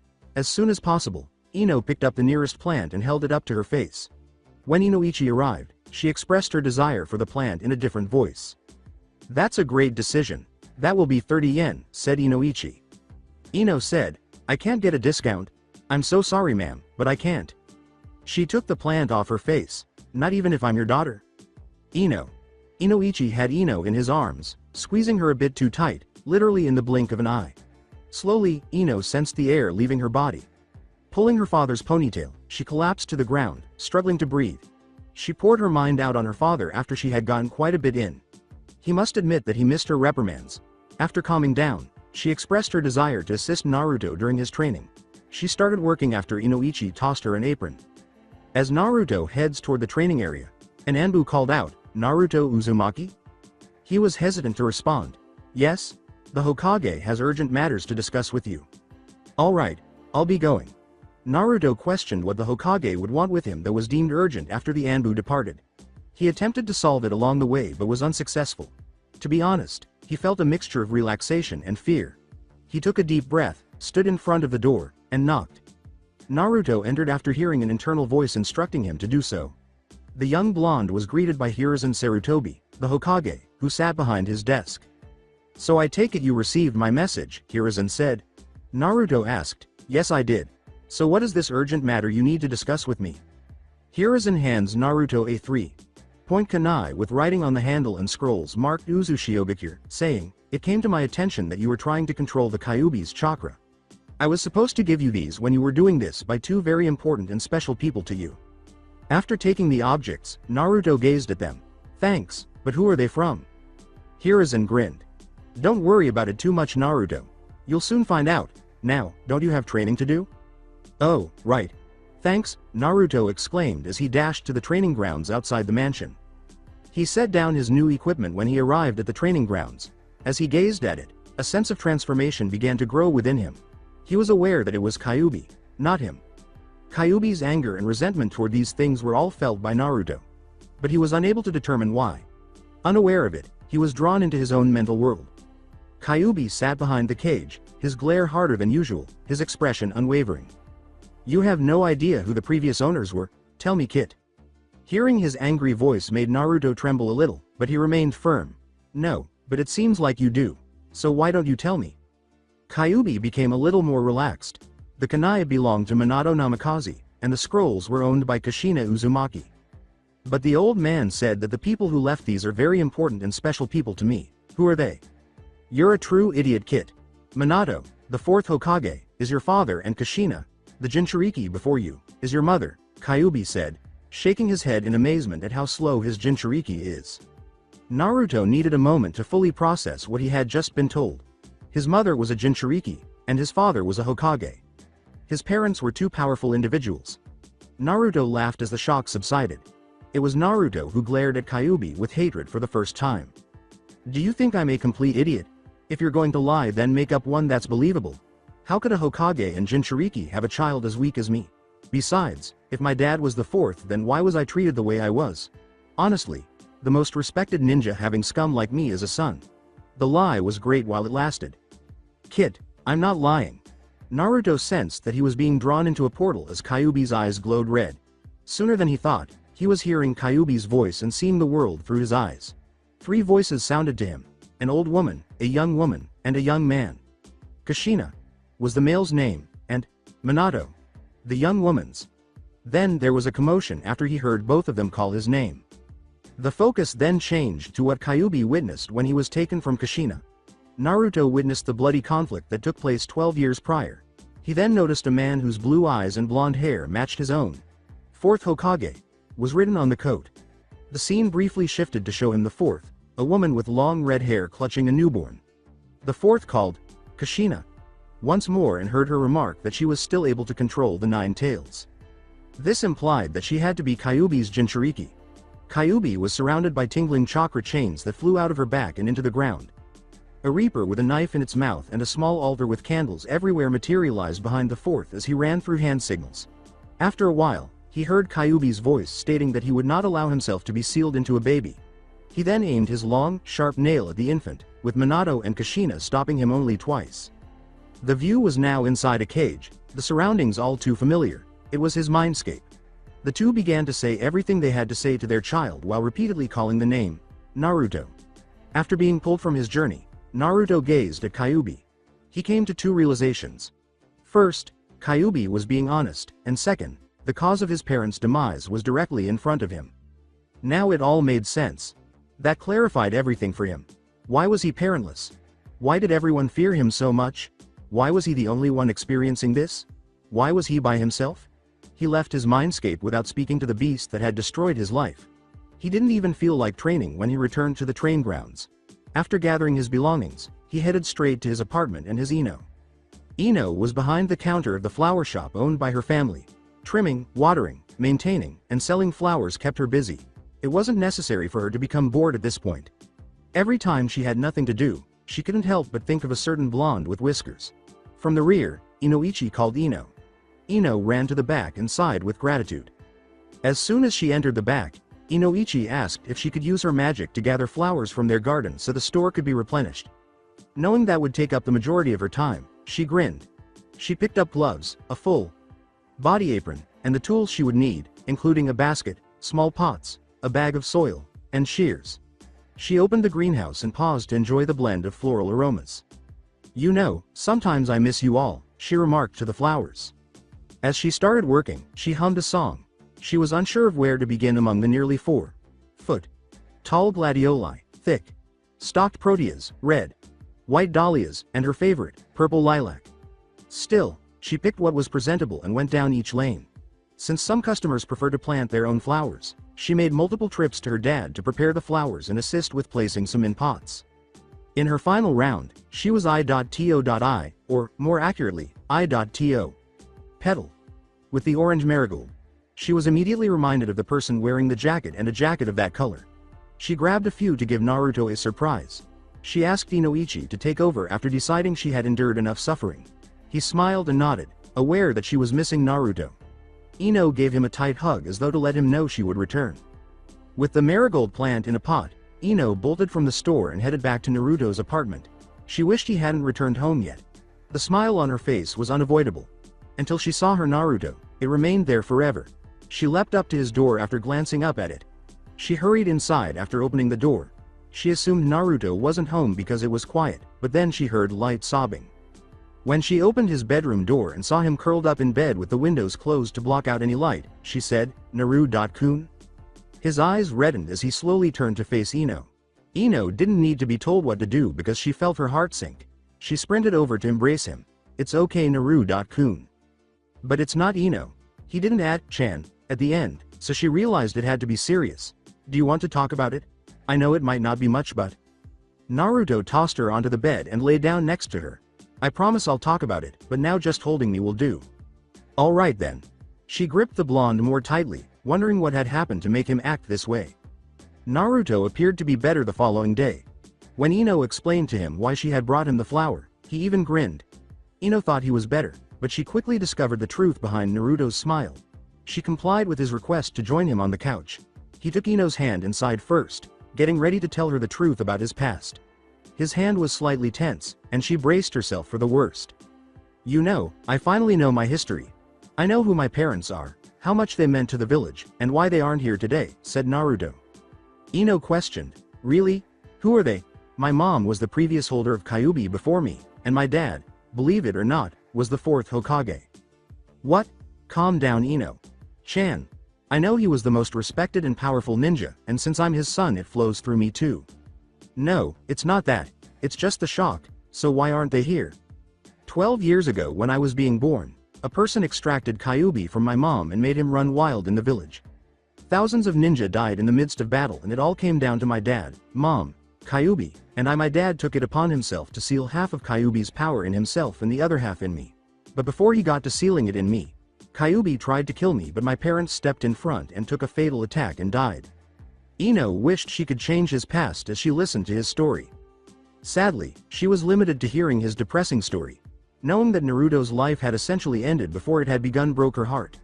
Even now, she was still thinking about everything she had unintentionally seen when she had entered his mind. She now realized that the reason he had been carrying this burden all along was the reason he had suffered so much, why his parents were absent, and why he sobbed himself to sleep at night. She kept him near her. Naru-kun, Ino said. I wish you hadn't saw that. I feel so sorry for you now. Don't be. Her mind replayed what he had said. What do you mean? Exactly that. True, it did sadden me but it also gave me more purpose for controlling this beast. So you're going out today? Nope. Why not? Is it too much to ask that I spend time with you? Not at all. He put an arm around her and welcomed her, and Ino turned to rest her head on his shoulder. She encircled his stomach with her arms, feeling only the safety of the embrace. She was aware that Naruto would eventually conquer his inner demon. For the time being, she would simply keep supporting him regardless of what others may think, say, or do. Even if she gets hurt by that monster that takes over, she would risk everything to ensure Naruto's happiness. 2 days later, Naruto returned to the training grounds. He was contemplating something rather than exercising. He was curious as to what caused Kyuubi's chakra to overwhelm him. He wasn't that weak, surely. It had to be triggered by something related to him, but what? He reflected on all the occasions he had been given Kyuubi's power, including the alley incident, each festival, and each time the villagers had scowled at him. One thing united them all. Those were the moments when he was angry. He concluded that Kyuubi's power reaches him because of his anger. It was merely a hypothesis. He had to demonstrate it, but how? He couldn't be angry right then. He had to experience something. Or did it? He recalled everything the beast had told him as he glanced at the items his parents had left for him. Anger was covering him as his fist slowly closed. He stopped when he sensed his strength increasing. He runs the risk of having Kyuubi take control of his body if he does this. However, he had a feeling that it would be successful. He got to his feet and concentrated on all he could recall. He gave himself over to the feeling of hatred voluntarily. The hatred he harbored for the demon that was inside him and was to blame for all of his misfortunes. Naruto was easily getting angrier by the moment, and he could feel the power starting to flow through him. As he underwent his transformation, the minor alterations began. His transformation was complete, with his eyes turning from oceanic blue to blood red, his fingernails growing long and sharp, his canines growing longer, his hair growing wild and seemingly unkempt, and his whisker marks becoming bolder. He was on his hands and knees, surrounded by a red aura. He did not, however, lose consciousness. It was wonderful to feel the power flowing through him. No one seemed to be able to stop him. Wow, this is amazing. This power, this strength, this feeling, it's all Kyuubi. And to think this is just a taste of his true power. No, I see why I couldn't get a single hit in when I faced him. Okay Naruto, time to calm down, he was thinking. He let out a soothing sigh and returned to his usual self. Ino approached Naru-kun and said, Hey Naru-kun, I thought you were going to be hungry by now so I made a couple sandwiches. Ino-chan, you really didn't have to, Naruto dismissed. Naruto was confronted by Ino, but I wanted to. Naruto kissed her and said, and I appreciate it. Ino placed the basket on the lawn and took a seat. So, how's the training coming? Naruto grabs a sandwich and bites into it, saying, this is more of a mental training session. At least I found out what triggers Kyuubi's chakra. Great sandwich by the way. Thanks. So what triggers it? Hatred, anger, emotions along those lines. That's the trigger. Makes sense, but I've seen you mad and it didn't happen. I'm guessing it depends on how upset I am. If it's an everyday thing then it won't happen, but if it's something like losing someone precious to me then it'll happen. Grinning, Ino puts her head on Naruto's shoulder. Well, you don't have to worry about losing me. Over her, Naruto throws his arm. It wasn't even on my mind. As he ate the lunch she had made for him, Naruto and Ino remained in that position. As a result, they located a shaded area beneath a tree, where Naruto rested his head on Ino's lap. To put it another way, Ino made him put his head on her lap. As Ino ran her fingers through his hair, she thought she might hear the blonde in her lap purr. She went to his whisker marks and gave them a gentle stroke. With a moan, Naruto covered them. "Come on Naru-kun, let me touch them." He raised his gaze to her. "No way, they're my sensitive spots." Ino surmised that this was due to the fact that he possessed a fox demon. She found it surprising that he inherited some fox traits from the Kyuubi. "Please Naru-kun, I'll be gentle." He groaned and moved his hand grudgingly. "Fine, just not too much." Ino saw that Naruto was slightly flushed. That was a very delicate moment for Naruto. He blushed more deeply as she gave them a gentle pat. Ino now had a fresh justification for wanting him to rule Kyuubi. Imagine how he will behave when he is finally done if this is how he is now. He will resemble a kid. Ino pictured Naruto rolling across her lap and pleading with her to caress his tender spots while she caressed his hair and whiskers. She chuckled a little, and Naruto turned to face her. Naruto questioned, "What's so funny?" "The final piece." "Oh, it's nothing," she murmurs, "my little kid. Sometimes I worry about you, and I love you for that." Despite his reluctance to acknowledge it, Ino enjoyed petting Naruto again. Occasionally, he wouldn't mind being treated like this. When Ino stopped a few minutes later, he looked up at her right away. She knew he wanted her to go on, so she couldn't help but smile. Ino urged him to give it his all and reminded him of why he was here. Naruto grinned and sat up. He recognized Ino's meaning. He needed to complete the task at hand. She advised Naruto not to go overboard out of habit. Naruto didn't make any promises out of habit. After giving him a final kiss, Ino left. As she walked away, Naruto reflected on how fortunate he was to have her. He proceeded to one of the scrolls his mother had left for him, which contained various forms of wind ninjutsu. He paused at one after glancing at them. The Rasengan, huh? Sitting in the training area, Naruto studied the scroll before him. As it happened, the Rasengan needed to prepare extensively. It described how the chakra had to be in a steady spiraling motion, what simple exercises could help learn the jutsu, and how challenging it would be. The line, "one of the most difficult jutsu," made Naruto sigh. He lay back on the grass, gazing at the clouds, when he had a thought. He rose and walked toward the river. He channeled his chakra while placing his right hand on the water's surface. His chakra caused the water's surface to react. Naruto visualized a spiraling motion while closing his eyes. Naruto was soaked as the water slowly started to turn and then burst. He glanced at the water, which returned to its usual state, and then at his hand. With a sigh, he made another attempt. Regretfully, the same outcome was obtained each time. Naruto whispered to himself, who knew learning a simple jutsu would be so hard, and the sun is already getting ready to set. I better go home and try again tomorrow. It's not like mastering a jutsu in one day would be possible. He then gathered his belongings and departed from the training area. As he arrived at his apartment, he detected a revitalizing scent emanating from within. When he opened the door, Ino was standing by the stove in the kitchen. She was stirring food in a pot while wearing an apron. She was too preoccupied with what was in front of her to turn her back on Naruto. When she heard Naruto shutting the door, she turned and grinned. "I'm home," declared Naruto. When Ino said, "Welcome back Naru-kun, I've already prepared a warm bath for you." Naruto sighed with relief at the idea of taking a bath. "Thanks Ino-chan, you're the best." "I know I am. Now get in the tub, my dad accidentally made too much curry today. I'll wait for you." He kissed her cheek and said, "Okay, I'm going." When he kissed her, Ino gave a small jump, which Naruto saw. Grinning, he let her handle the food, making some minor adjustments to the dish. He knew Ino did more than she disclosed when he opened the bathroom door. She had his change of clothes hanging on the rack, 2 towels folded on the counter, and a few scented candles to help him unwind both inside and out. Yes, the water was already set.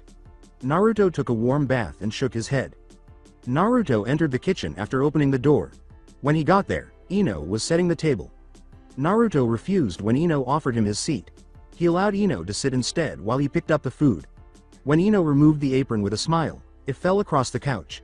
Making sure all the ingredients were in the bowls, Naruto scooped up the curry with care. He placed Ino's bowl in front of his and took a seat across from her. Ino took a spoonful and said, "So, how did training go today?" "After you left, okay I guess," Naruto replied. "You guess?" "Yeah, I'm trying to learn a jutsu that my dad left for me in one of his scrolls. Even though he explained it in depth, it's still difficult to do. Even he couldn't complete it. And that's when you come in. A father wishes for his son to continue his legacy and complete things they couldn't. He gave you the first step, now you have to do the second until you complete his jutsu. I know all of that, but it's just the first day. I didn't expect to be halfway finished today anyways. The secret of that jutsu is in me somewhere, I just need to find it. That's my Naru.kun. Now, be honest with me Naru.kun, you did like it when I was petting you right? Naruto felt a chill run down his spine at the way Ino said it. Why are asking that all of a sudden? With a devilish smile, Ino closed her eyes. Answer my question Naru.kun. Naruto casts a downward glance. Okay, I admit, I did. Ino resumed her meal and her typical gentle smile. Naruto was uncomfortable for some reason. He was well aware of the reason for that. He was already aware that he wouldn't be able to sleep tonight. That is, until Ino fell asleep. If she falls asleep, that is. He wanted to leave at the thought, but she would definitely pursue him and act more hostilely than normal if he did. He sighed inwardly, with no way out. Now that Ino was in the restroom, Naruto lay in his bed. He had nothing on his mind as he gazed at the ceiling. Subconsciously, he believed that this was how things felt. Setting her belongings aside and grabbing her brush, Ino opened the door. She tossed her hair in front of her and brushed it gently as she approached Naruto. After closing his eyes, Naruto felt a hand touch his cheek a short while later. Ino reassured Naru.kun, don't worry, it'll be your turn soon. As it turned out, Ino was stroking Naruto's hair. She took advantage of the position by lying behind him. Ino took a step toward him and embraced him. Luckily, she was unable to see Naruto's intense blush. Everything seemed to happen too quickly to him. Still, he liked it. She gently stroked his whisker lines, causing Naruto to groan lightly. She kissed his neck with a smile. Now that Naruto could hear it, Ino was laughing uncontrollably. She's having a great time. Before long, Naruto sensed her pace slowing down until her forehead touched the back of his head. He grinned and at last felt at ease enough to fall asleep. He contemplated going out tomorrow. While he was away, Ino had very little to occupy her time. She never complained, even though she had enough time to visit her dad, make dinner for them both, and give him a bath. No matter how much she might torture him, he knew she should spend a day with him. He didn't want to lose her because she was one of the best things that had ever happened to him. He decided to stay with her after touching the tightly wrapped arm. After all, he will soon exhaust himself if he continues to work. She is the blonde who brought some brightness into his life, and tomorrow will be dedicated to her. That's it kid, cherish her while you can. I'm sure you're going to make it memorable. So, out of the goodness of my heart, let me help in making it memorable. Ino's head was in Naruto's hair when she woke up. She turned her head back and glanced at the curtains that let in some light. With a groan, she shifted back into her previous position. With a slight stir, Naruto involuntarily rolled onto his back. Ino feels Naruto's arm encircle her waist as she rests her head on his shoulder. She chuckled softly, thinking that Naruto recognizes her scent and her overall personality even when he is asleep. She rewarded him with a peck on the cheek. At that point, she started thinking things she didn't want to think. She started questioning herself. What happens if Kyuubi assumes control? Does she have the power to stop him? Will he take Naruto away indefinitely? To kill the beast, will Naruto have to die? She looked up to see Naruto staring at her as the arm that was encircling her tightened. He shook his head as though he understood her thoughts. It's not going to happen. That's a promise. She cuddled up against his chest. You're right Naru.kun. It's not going to happen. His heartbeat and the rise and fall of his chest were more audible when she was near him. To be honest, it calmed her. When are you going? Tomorrow. You do so much for me and ask for little in return. Plus, you don't have that much to do when I'm out, so I'm dedicating this day to you. Thanks, but you really didn't need to miss out on training because of this. It's okay Ino-chan. Besides, I would rather miss today and have energy than go out and deal your scolding. Knowing that she would have done that if he had returned home battered and bruised, Ino grinned. She got out of bed after accepting Naruto's demands. Knowing that Ino would open the curtains, Naruto crawled under the covers. She did so and surveyed the village. She gave Naruto a quick tap on the head as she left. With a groan, Naruto emerged from the covers and allowed his eyes to acclimate to the new illumination. Letting go of his remaining drowsiness, he leapt from his bed. A faint knock on the door prompted him to leave the bedroom and head to the kitchen to raid and search the cabinet. So early in the morning, he pondered who that might be. Slowly, he opened the door and saw the third Hokage. His first thought was, why would the Hokage, of all people, take time out of their hectic schedule to visit him? Hiruzen said, Good morning Naruto. How are you today? I'm fine. But why are you here? I've gotten in touch with the Jinchuriki of Kumogakure and told her about what you want to accomplish. She was extremely impressed that you're already taking matters into your hands, that she said she's willing to help if you wanted. So, do you have your answer now or do you need time? I need some time. Who knows how long I'll be gone? Could I give it to you later on today? That's fine. Goodbye, Naruto. Naruto sighed and shut the door after Hiruzen departed. He took a seat next to the door and gazed at the ceiling. In that state, Ino arrived to meet Naruto. To find out why he was acting that way, she went to see him. When he saw her, Naruto knew what she wanted to ask, so he escorted her to the couch and took a seat beside her. She was left speechless after he told her everything. Everything that had been told to her started to be processed by her mind. The fact that Naruto's small deeds had spread to another village completely astounded her. She didn't realize it until then. Naruto had to go because she didn't think a Jinchuriki with total control over their tailed beast would leave their village for that long. It was already known that it would take a long time, but at least she had Naruto. Now she would have to be without him for a whole year. At the very least, she wanted to ask Hiruzen if she could accompany them in any way. Of course, there is also her anxious father. She hoped they would let her accompany them even though she was aware of the advantages and disadvantages of their choice. Furthermore, even though Naruto and another female might be different in age, she wasn't going to leave him alone for that long. When Naruto waved his hand and called her name, Ino snapped out of her reverie. Shaking her head, she entered the kitchen. Naruto's face lit up when he saw ramen noodles next. He hadn't seen Ino choose ramen as a meal since moving in with him, particularly for breakfast, but he didn't object. While Ino removed the tops from the containers, he prepared the hot water. Naruto and Ino dressed up and went outside after eating breakfast. After considering her plans for the day, Ino decided she might as well pay her beloved father a visit. She inhaled deeply and rapped on the door. They heard his voice from inside in a few seconds. Ino's muscles tensed as she inhaled deeply. Naruto noticed and gave her a slight shoulder squeeze. She felt reassured by his self-assured smile. Inoichi opened the door and asked, "Can I help you?" Ino could only say, "Hey Dad, how?" before her father embraced her. Pulling back the sleeve of his left jacket, Naruto examined his fictitious watch. 5, 4, 3, 2. Ino gave her father a knee to the stomach. She approached Inoichi with a threatening expression on her face. She attempted to approach, but Naruto stopped her. Naruto swiftly turned her around and gave her a kiss to restore her sanity. Naruto gave Inoichi a glare as Inoichi stood up. She apologized, defeated. Inoichi was now aware that he should never again attempt to kill his daughter by giving her a hug. Fortunately, Naruto was there to save him this time. Inoichi questioned, "So what brings you two here?" "Well, I have something I need to tell you," Ino stated bluntly. "She's not expecting, is she?" "If she is, and no Dad, I'm not pregnant. Sometimes I wonder where your mind is when you really need it." "Okay then, come inside." Naruto and Ino arrive at the house. Ino wished Naruto wasn't there so she could talk to her father about what she wanted to. She asked Naruto if he would mind spending some time in the greenhouse in the back. Understanding, Naruto let the father and daughter continue their conversation. Inoichi was seated on the left side of the couch, closest to Ino, and Ino was seated in the chair facing the kitchen. They were in awkward silence as Ino struggled to find the right words to say. Without making eye contact, Ino said, "Dad, what was my mom like?" That was not what Inoichi had anticipated. "Why your mom?" "Well, she was." Inoichi paused to gather his thoughts.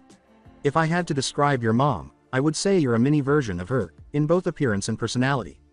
Whenever I hear the way you talk, the way you show your emotions, the way you act, I'm reminded of her."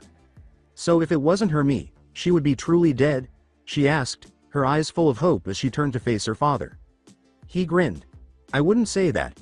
She may be gone physically, but she's with us, in our hearts. So if you had to train under the supervision of someone else, who happened to be a female, in another village far away for years." As the scene unfolded, Inoichi chuckled a little. She would either prevent it from happening or go along, she said. "Wait, why do you want to know?" Her expression fell once more as she said, "It's about Naruto." "What is it? Does he have to leave for training?" "Yes. He's trying to control Kyuubi and..." "How did you find out about Kyuubi?" Inoichi's voice was angry. "Relax, Dad. I found out about him that night on Naruto's birthday. Anyways, he's been training to control him and another Jinchuriki wants to help Naruto. It's all great, but that person is a female. Lord Third came by earlier and talked to Naruto, but he didn't include how old she was and I don't like the idea of Naruto coming back saying he loves her more than me, or not coming back at all. Quite frankly, and I know you don't want to hear this, but I don't blame Naruto if he doesn't want to come back. Believe me, I know his pain all too well. That's why I'm scared. I asked about my mom to see what she would have done in this situation and I was right." "You know Ino. I believe you're talking to the wrong person about this. The one you should talk to is in the greenhouse. I highly doubt that Naruto would love another girl more than you. Ino jumped into Inoichi's arms and gave him a gentle hug, saying, "You're right," and adding, "Thanks, Dad." "You're welcome." Knowing that he would eventually have to let his daughter go permanently and entrust her to another man, Inoichi reluctantly let her go. In fact, he wouldn't mind if that guy was Naruto.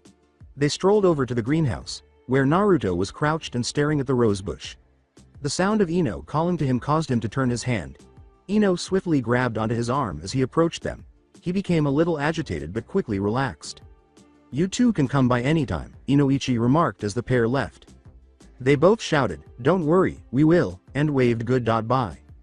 The two blondes were strolling hand in hand through the village following their visit with Inoichi.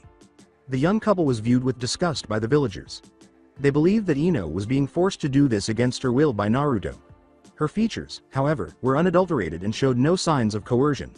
To maintain Naruto's current mood, Ino made sure his gaze was fixed on hers at all times.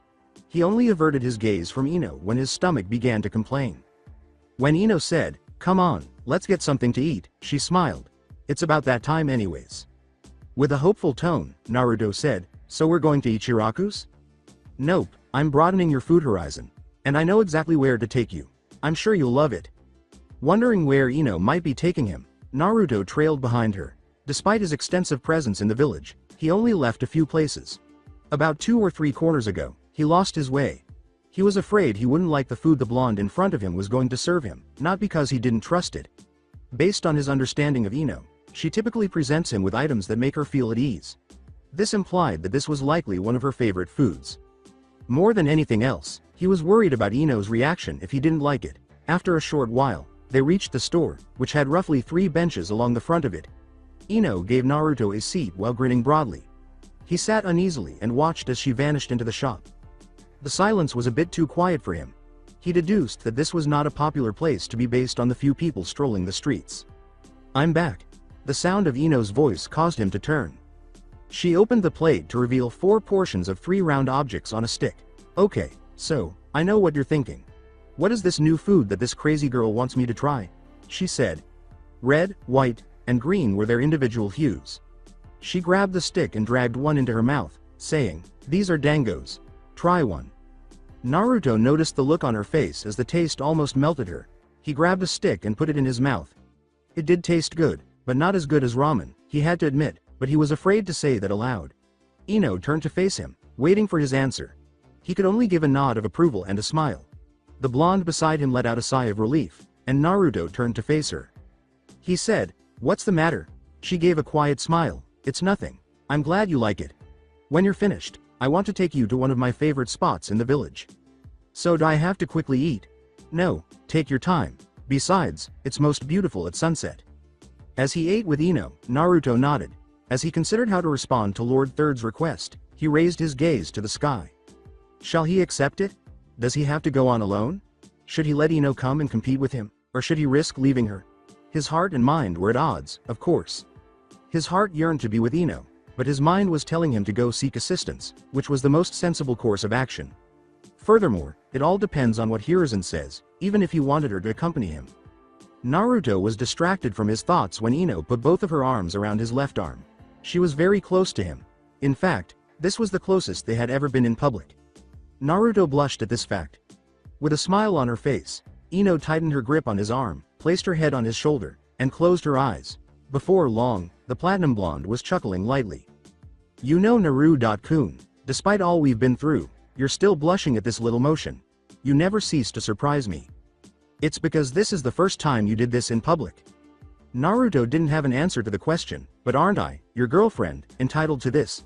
She kissed his cheek and said, "You're cute when you're flustered." "I suppose this is what I agreed to when I took her on. Although every package has advantages and disadvantages," Naruto smiled and said, "I wouldn't send this one back." They soon left the store and headed to the location that Ino had mentioned to Naruto. They sat on the side of a little hill after entering a grassy plain. Naruto surprised Ino by drawing her closer and putting his arm around her as the sun started to set. She blushed slightly due to the abrupt gesture, which Naruto noticed. As a kind of playful retaliation, he chose to tease her a little. "So I simply wrap you and you blush? Ino-chan, you never cease to surprise me." Yeah, enjoy your glory." She rests her head against his face. Now look, the sun is setting. Naruto noticed that the plane had an orange glow that complemented the verdant surroundings as he looked up. Now that the sun had produced this illusion, the land appeared to be wider and more expansive. In a way, it was peaceful. As the two blondes remained in each other's arms, time seemed to slow down for them. They both kept staring at the field, thinking of nothing at all. As she continued to stare at the plane, Ino questioned, "It's beautiful, isn't it, Naruto-kun?" Naruto couldn't stop staring at Ino. She appeared almost angelic due to the orange glow. Her ponytail drifted with the gentle breeze. He spoke without thinking, "You sure are." At Naruto's words, Ino looked away and stared blankly. When Naruto realized what he had said, he stared back at him. Both of them grinned and chuckled at themselves. When Naruto's eyes met Ino's, they drew nearer to share a kiss. Everything seemed to be right, including the setting and the atmosphere. After the sun had set and the moon had taken over the sky, they parted ways and kept watching. When Ino stood up, she saw that Naruto was still seated. Grinning, she extended her hand, and Naruto accepted it. He flipped her over and threw her down the hill as Ino pulled him up. She skidded down the hill after catching herself in midair. When she looked up, she saw Kyuubi, the demon inside Naruto, with piercing red eyes. Gazing down at Ino as though she were a peasant and he was a king, Kyuubi grinned. "Well now, that was easier than I thought. Thank you so much for buttering him up. It made my work so much easier." Ino remained motionless at the foot of the hill.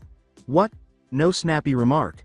No, Naruto will defeat you," she said quietly. "It's one thing to take over Naruto. What about it?" With hateful eyes, she glanced up at Kyuubi. "But it's another to do this when we were together." "Then why don't you do something about it?" Kyuubi was now directly in front of Ino. "I think I will take you up on that offer."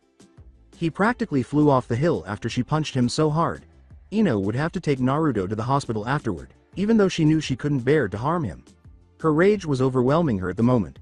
To meet Kyuubi in midair, she leapt off the hill. Ino kicked him back down to the ground before he could even block. With distant eyes that suggested she was a cold-blooded murderer, Ino flew down. Just as she hit the ground, Kyuubi rolled out of her way. He rose in time to deflect Ino's blow. Ino kicked him in the head after he ducked under his kick. Kyuubi stumbled a little before realizing that Ino was approaching him slowly, much like a predator would. He snarled as Naruto's body transformed into a cloak with two tails made of red chakra. Kyuubi melted away before Ino. She punched after turning to the right. Her blow struck squarely in the stomach. She skillfully timed the assault to knock him to the ground. Ino rose and gazed down at him with a look of absolute power. Kyuubi was not amused by this. He was the one in charge. He had greater strength. The winner was him. And he will demonstrate it. He stumbled and knocked Ino to the ground. He lifted his right hand to strike, but Ino showed no emotion. "Naruto," was all she said in a monotone. Then Kyuubi started to sense opposition. "You can do it," told Ino. His ears rang with the sound of Naruto's scream. Kyuubi could see Naruto returning through his eyes. He attempted to push Naruto away, but it was unsuccessful. The cloak vanished, and Naruto's natural features returned. Kyuubi lost control of Naruto after closing his eyes. Naruto regained consciousness and glanced down at Ino, who had also returned to normal. Ino, are you okay?" "Yeah, I am. Somehow I was able to hold my own." Naruto sighed in relief. "That's good. Naruto-kun." "Yes. Don't you think it's time you got off of me?" Naruto was sitting on Ino's waist when he looked down. He leapt off, blushing wildly. Ino grinned as she glanced at the blonde. Naruto knew his response to Hiruzen as he peered down at the grass. While he leaves, he asked Ino if she could wait for him at home. She reluctantly consented at first. After giving a nod, Naruto headed for the Hokage mansion. In order to get Ino to agree with him, he also knew exactly what to say. It would be necessary for her to accompany what he saw. At the sound of Hiruzen's voice, Naruto knocked on the door and entered. "Old man third, I have your answer. Yes, I do want to go and train to control my tailed beast." At this, Hiruzen grinned. "That's very good. I will send word immediately. Be prepared to leave in 4 days' time." "All right. But first, I was wondering if it was possible to have Ino Yamanaka come along." "I'm afraid not, Naruto. I know she turned your life around, but this isn't the time to be distracted because she's there." "I knew you would say that. That's why I want to tell you this. Tonight the Kyuubi took over me, but I could still see what was happening. Ino has something inside of her that would be needed when I'm out there. If she stays here, then you'll be hearing from Kumogakure that I died. So what will it be?" Hiruzen pondered for a moment before speaking. Naruto, what exactly did you see? Hiruzen approved after Naruto told and clarified it. Grinning, Naruto returned home. Ino waited for Naruto while sitting there. She stood up and asked what had happened when he appeared in front of her. He only mentioned that they would be departing in 4 days.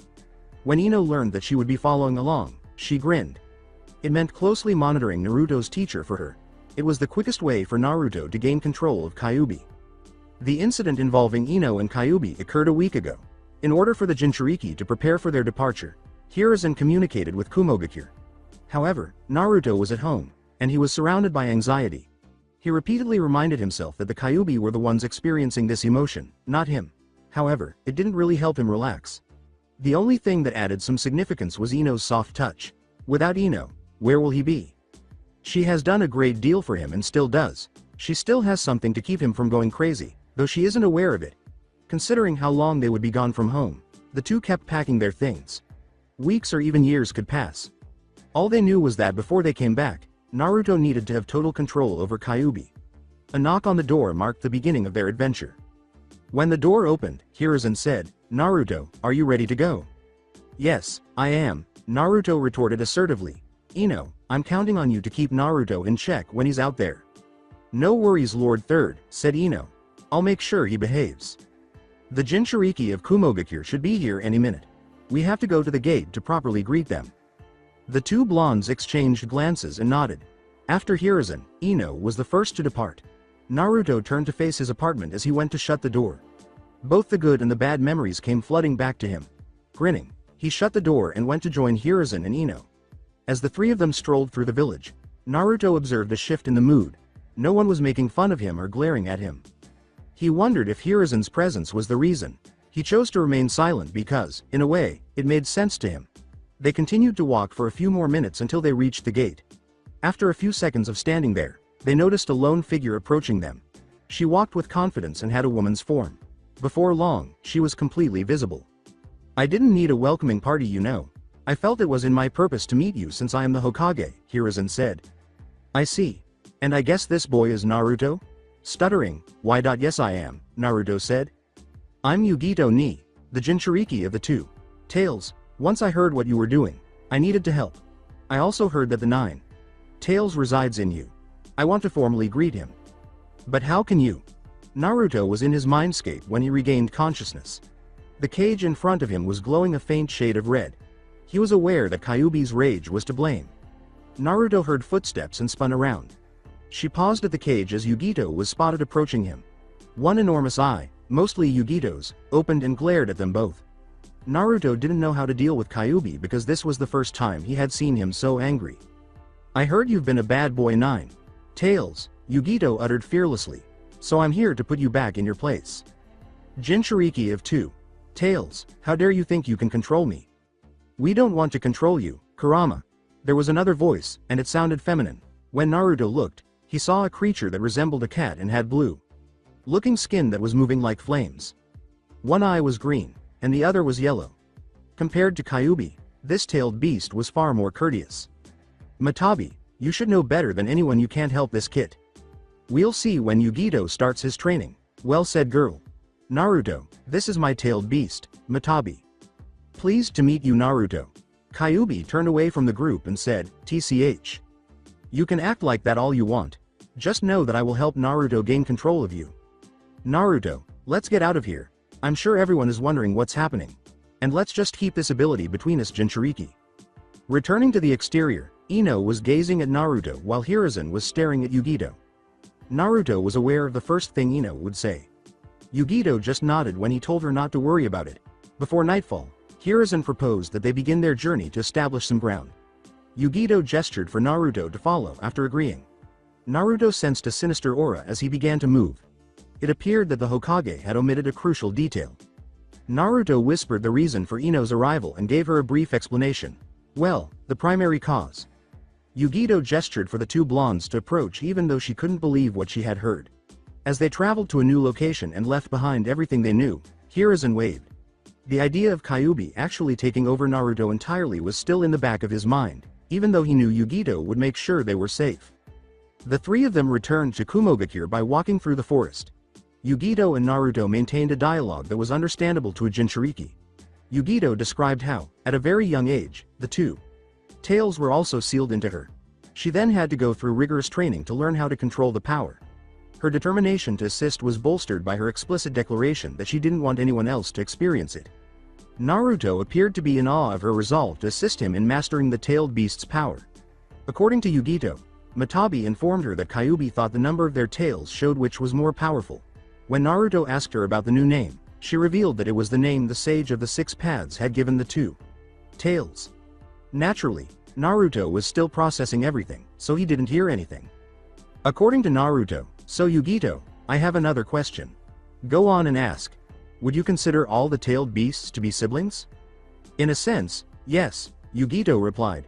"Then the Jinchuriki are also related by the tailed beasts?" "I would say yes. Then could I call you Oni-chan?" Yugito appears momentarily surprised. That was definitely not what she had anticipated. "Well, if you want, I wouldn't be opposed to the idea." At that, Naruto cheered and leapt. In the rear, Ino was debating whether or not to allow Yugito to join their group. She now believed that Naruto was content with her and her by herself. Now that there was another woman involved, Naruto instantly clung to her and forgot about her entirely. The scene in front of her contradicts her desire to think that she was still there, deep down in his heart. Yugito, Ino, and Naruto haven't left the hidden leaf in a long time. Ino watched the two from behind while Yugito and Naruto had a live conversation. Every time he said, "Oni-chan," it made her heart ache, even though she was glad he was receiving assistance. For the sake of Naruto, Ino knew she had to maintain her composure. She was aware, however, that she must prevent Naruto from growing overly attached to Yugito. She had to remind him that she was also present. Yugito said, "That's how I got control over Matabi," as she wrapped up her account. "Wow, you endured all those harsh training just to master your tailed beast? You're strong, Oni-chan." Naruto was speechless. "If only I had that type of training." Yugito chuckled. "I don't think you can handle it." Naruto pouted, being cocky now. "Are we? Talking about the training makes it seems less harsh than experiencing it." Tired of observing from the sidelines, Ino asked, "So how much longer are we going to walk for?" "We still have some ways to go before stopping for the night. It shouldn't be that far," replied Yugito. She made an effort to communicate with Yugito, but she was unable to maintain it for very long. Before she realized what was going on, Yugito and Naruto had resumed their regular conversation. And she was abandoned once more. She felt sadness beginning to rise, but then anger swept through her. The majority of it was aimed at Yugito, but some was directed at Naruto. Yugito might take him from her if she isn't careful. To inform the blondes that they would be spending the night here, Yugito's voice echoed. "I'll take the watch for tonight," she said. Yugito set up camp while Naruto and Ino searched for wood to start a fire. For once, Ino was by herself with Naruto, and she cherished it. The silence that was better for them was something she missed. She can now attempt to recreate their relationship from when it was just the two of them. "So Naru-kun, are you ready to finally gain control of that demon within you?" "You bet. I'll train hard to do it. I know you can do it," Ino says as she approaches Naruto slowly. "Yeah, I know. Besides, I have Oni-chan to help me." Ino came to a complete halt. "Yeah. Let's head back. Oni-chan's probably wondering where we are." "Yeah." Yugito is introduced to their world once more. Ino's fists were balled up tightly, and she couldn't help but keep her eyes on the ground. The idea of going back to Konoha crossed their minds as they made their way back. In the middle of the night, she could sneak out. They weren't all that far from Konoha. She will return home by a little after noon and won't have to witness this scene. If she does that, she will be content. "No, Ino. What are you contemplating? Naruto will remain with Yugito if you do that. You have to finish this." With a sigh, Ino set off to return. Yugito had everything ready by the time they returned. After stacking the wood on top of one another, they realized they had to figure out how to light it. This prompted Ino to offer Naruto her assistance. She started working after grabbing 2 sticks, some vines, and some dry leaves. She used a stick and vines to make a bow and a base for the fire when she noticed smoke rising and gently blew. When the fire began, a gust of wind swept it away, taking her pride with it. Yugito stopped her before she could try again. Yugito flicked her figure at the pile after repositioning the sticks. Ino questioned how the tiny blue flame that emerged from her fingertips could have burned the pile. When it was fully engulfed in a blue flame, she received her response. The flame grew until it almost touched Ino. Given how close it was to her, A terrified expression appeared on her face. Her expression only worsened when she turned to face Naruto, who was grinning and astonished by Yugito. Ino's heart broke when she realized it was official. She buried her face in her knees and gave her legs a tight hug.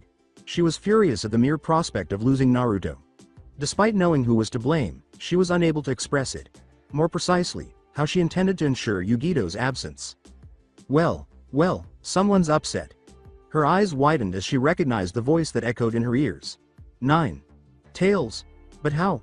You're sealed inside of Naruto. That's true, but that moment you went into the kid's head this link was established. It's only now that the connection is complete and stable. And it seems the kid forgot all about you and now only sees the Jinchuriki of the two. Tails. Tell me, are you mad? I'm not. I know Naruto still cares about me. Ino attempted to protect herself from the fox. You cannot lie about that to me. I am hate. I am rage. I am anger. And you were annoying. Now leave me alone. How can I do that when I came to propose a deal? I'll help you get Yugito out of the picture. And in return, I get to keep the kid from interfering, but don't worry, I won't kill him. I'll send my chakra into you and you'll have the power to defeat her. The only thing is, it'll take time for you to adjust to my power. So, do we have a deal? Ino was standing in front of the cage when she opened her eyes. She had a full view of the 9. Tails. She considered it carefully. He essentially told her that she had two options. Either defeat the intruder and keep Naruto to herself, or do nothing and watch as Naruto moves farther away. As she responded, she inhaled deeply. You've got yourself a deal. They eventually arrived at Kumogakure after what seemed like an eternity. Seeing the same scene over and over again for countless days and nights finally paid off. Ino was bonding with herself while Naruto and Yugito were bonding. On a few occasions, Ino awoke to find Yugito escorting Naruto out of the campsite. She was happy they went, even though she knew it was to show her how much work she still had to do. She let Kyuubi's power freely flow through her while the Jinchuriki were away. Because it tended to slightly alter her bone and muscle structure, it was occasionally painful. She played off her wild hair as a new style and her sharp canines as their imagination, keeping her physical features to a minimum. Kyuubi taught her how to walk, attack, and climb like a fox during the early mornings. She ran on her hands and knees as if it came naturally to her. She seemed to know nothing but climbing trees. At night, she would stalk and attack animals that provided them with meat. Naruto praised her for it, but she was a hollow vessel. To ensure that she wouldn't falter when it mattered most, the hatred that grew inside of her covered her ears and blinded her eyes. She was aware that her only goal was to obtain Yugito at all costs. When Yugito said, "Well, we're here. Welcome to Kumogakure, we've already made arrangements for the both of you. I'll show you where you'll be staying and let you rest for the day. Feel free to take a look around if you want." "Thanks, Oni-chan," Naruto answered. "Thanks," Ino uttered almost monotonously. Yugito injected, "Well then, let's go," as she began to leave. The two blondes chased after them. They saw the sights of Kumogakure along the way. They were also unable to ignore Yugito's fame and her excellent treatment of everyone. One day, Naruto could picture himself strolling through his village and seeing smiles on the faces of the locals instead of the hateful looks he's been receiving. That day will arrive soon, he hoped. Soon, they arrived at their makeshift home. It was smaller and roughly the same size as Ino's. Yugito showed them the interior, which was enormous. The house was 2 stories high, with the bedrooms upstairs and the kitchen, living room, and bathrooms at the bottom. Yugito went about her business, leaving the blondes behind. They didn't say anything for a while as they took it all in. The silence must be broken by Naruto, as usual. "I guess there's no turning back now, huh?" "No, there isn't. Naruto, I'm going in early. That trip made me more tired than I gave it credit for," Ino remarked as she headed upstairs. "Okay then. I'll bring everything up. Don't worry about the bags. We'll always have time to bring them up." "Are you feeling well, Ino? You don't sound right." "It may just be the fatigue talking. I'll be better once I sleep." After that, Ino left Naruto and went upstairs. Only then, in the silence of the room, did he realize that Kyuubi was doing nothing at all. He pondered whether the fox was plotting something or had finally come to terms with his fate. The latter was probably the case. All Naruto needed to do was figure out what it was, but for now, all he could hope was that he would remain that way for a bit longer. He'll just prepare a cup of ramen and unwind for the time being. In Ino's mind at night, "What you're telling me is at the moment Yugito has the upper hand on me." "That's right. Think of it as a baby fighting an adult. That's the difference between you two. That far apart. Then I'll just have to learn how to use your chakra and watch her every move when she's training Naruto." "I love the way you think. And while you're at it, I'll tell you everything I've gathered about two tails. It's a plan I'm willing to see the end to, in actuality. After speaking with Kyuubi, Ino opened her eyes and let out a long sigh. Naruto, who was sleeping on her side, had no idea what was going on. She put her arm around him and leaned in close. The idea of finally paying Yugito back for all she had done to her made her smile. She chuckled quietly as she was about to experience the anxiety of turning her dream into a reality. When Naruto heard her laughing, he assumed it was a dream. To be honest, he was thinking about what was going to happen to him tomorrow. He will be learning and practicing controlling Kyuubi's power for the first time. He benefits greatly from the assistance of another Jinchuriki, particularly one who is already in charge of their beast and is aware of the procedure. To put it briefly, both were anticipatory. In the morning, Yugito, Naruto, and Ino were on their way to a private training facility where the Jinchuriki were free to use all of their strength without restraint. Ino was in the back with her eyes closed as Naruto moved to Yugito's side. Kyuubi was getting ready to closely observe Yugito's every action. He cautioned her that her eyes would need to be formed and shaped like his in order to accomplish this. Ino didn't care, of course. They wouldn't even look at her because they would be too preoccupied with training. She'll use this chance to see for herself what Yugito is capable of, which gives her such confidence. Naturally, in order to refine her strategy and witness her power firsthand, she will require some fighting trails. The blondes were informed that they had arrived at their destination by Yugito's voice. It was larger and wider than they were accustomed to. In fact, two-tailed beasts could engage in combat there. This is where I'll be training you, Naruto. You don't have to worry about Kyuubi taking control over you. I can stop his progress if need be, Yugito said. You don't have to worry about stopping Kyuubi. Ino's got that covered, replied Naruto. Oh, does she now? Well, I would love to see how she does it. Ino gritted her teeth at the way she said that. Well, let's get started, Naruto. I want to get in as much training as possible. Right, let's do it, Oni-chan. Everything is prepared and ready. Create some distance between you and them. All right. Ino stepped back from them and shut her eyes. When she opened her eyes after feeling a rush of power enter them, she saw that Yugito was surrounded by a huge blue aura, while Naruto only had his own surrounding his body. This was the distinction between Naruto and Yugito. However, the real distinction between the two will now be made clear. Following Yugito's instructions, Naruto and Yugito assumed their fighting stance and started. Naruto pursued her at Yugito's word. To ensure he wouldn't hold anything back, she told him he could go all out.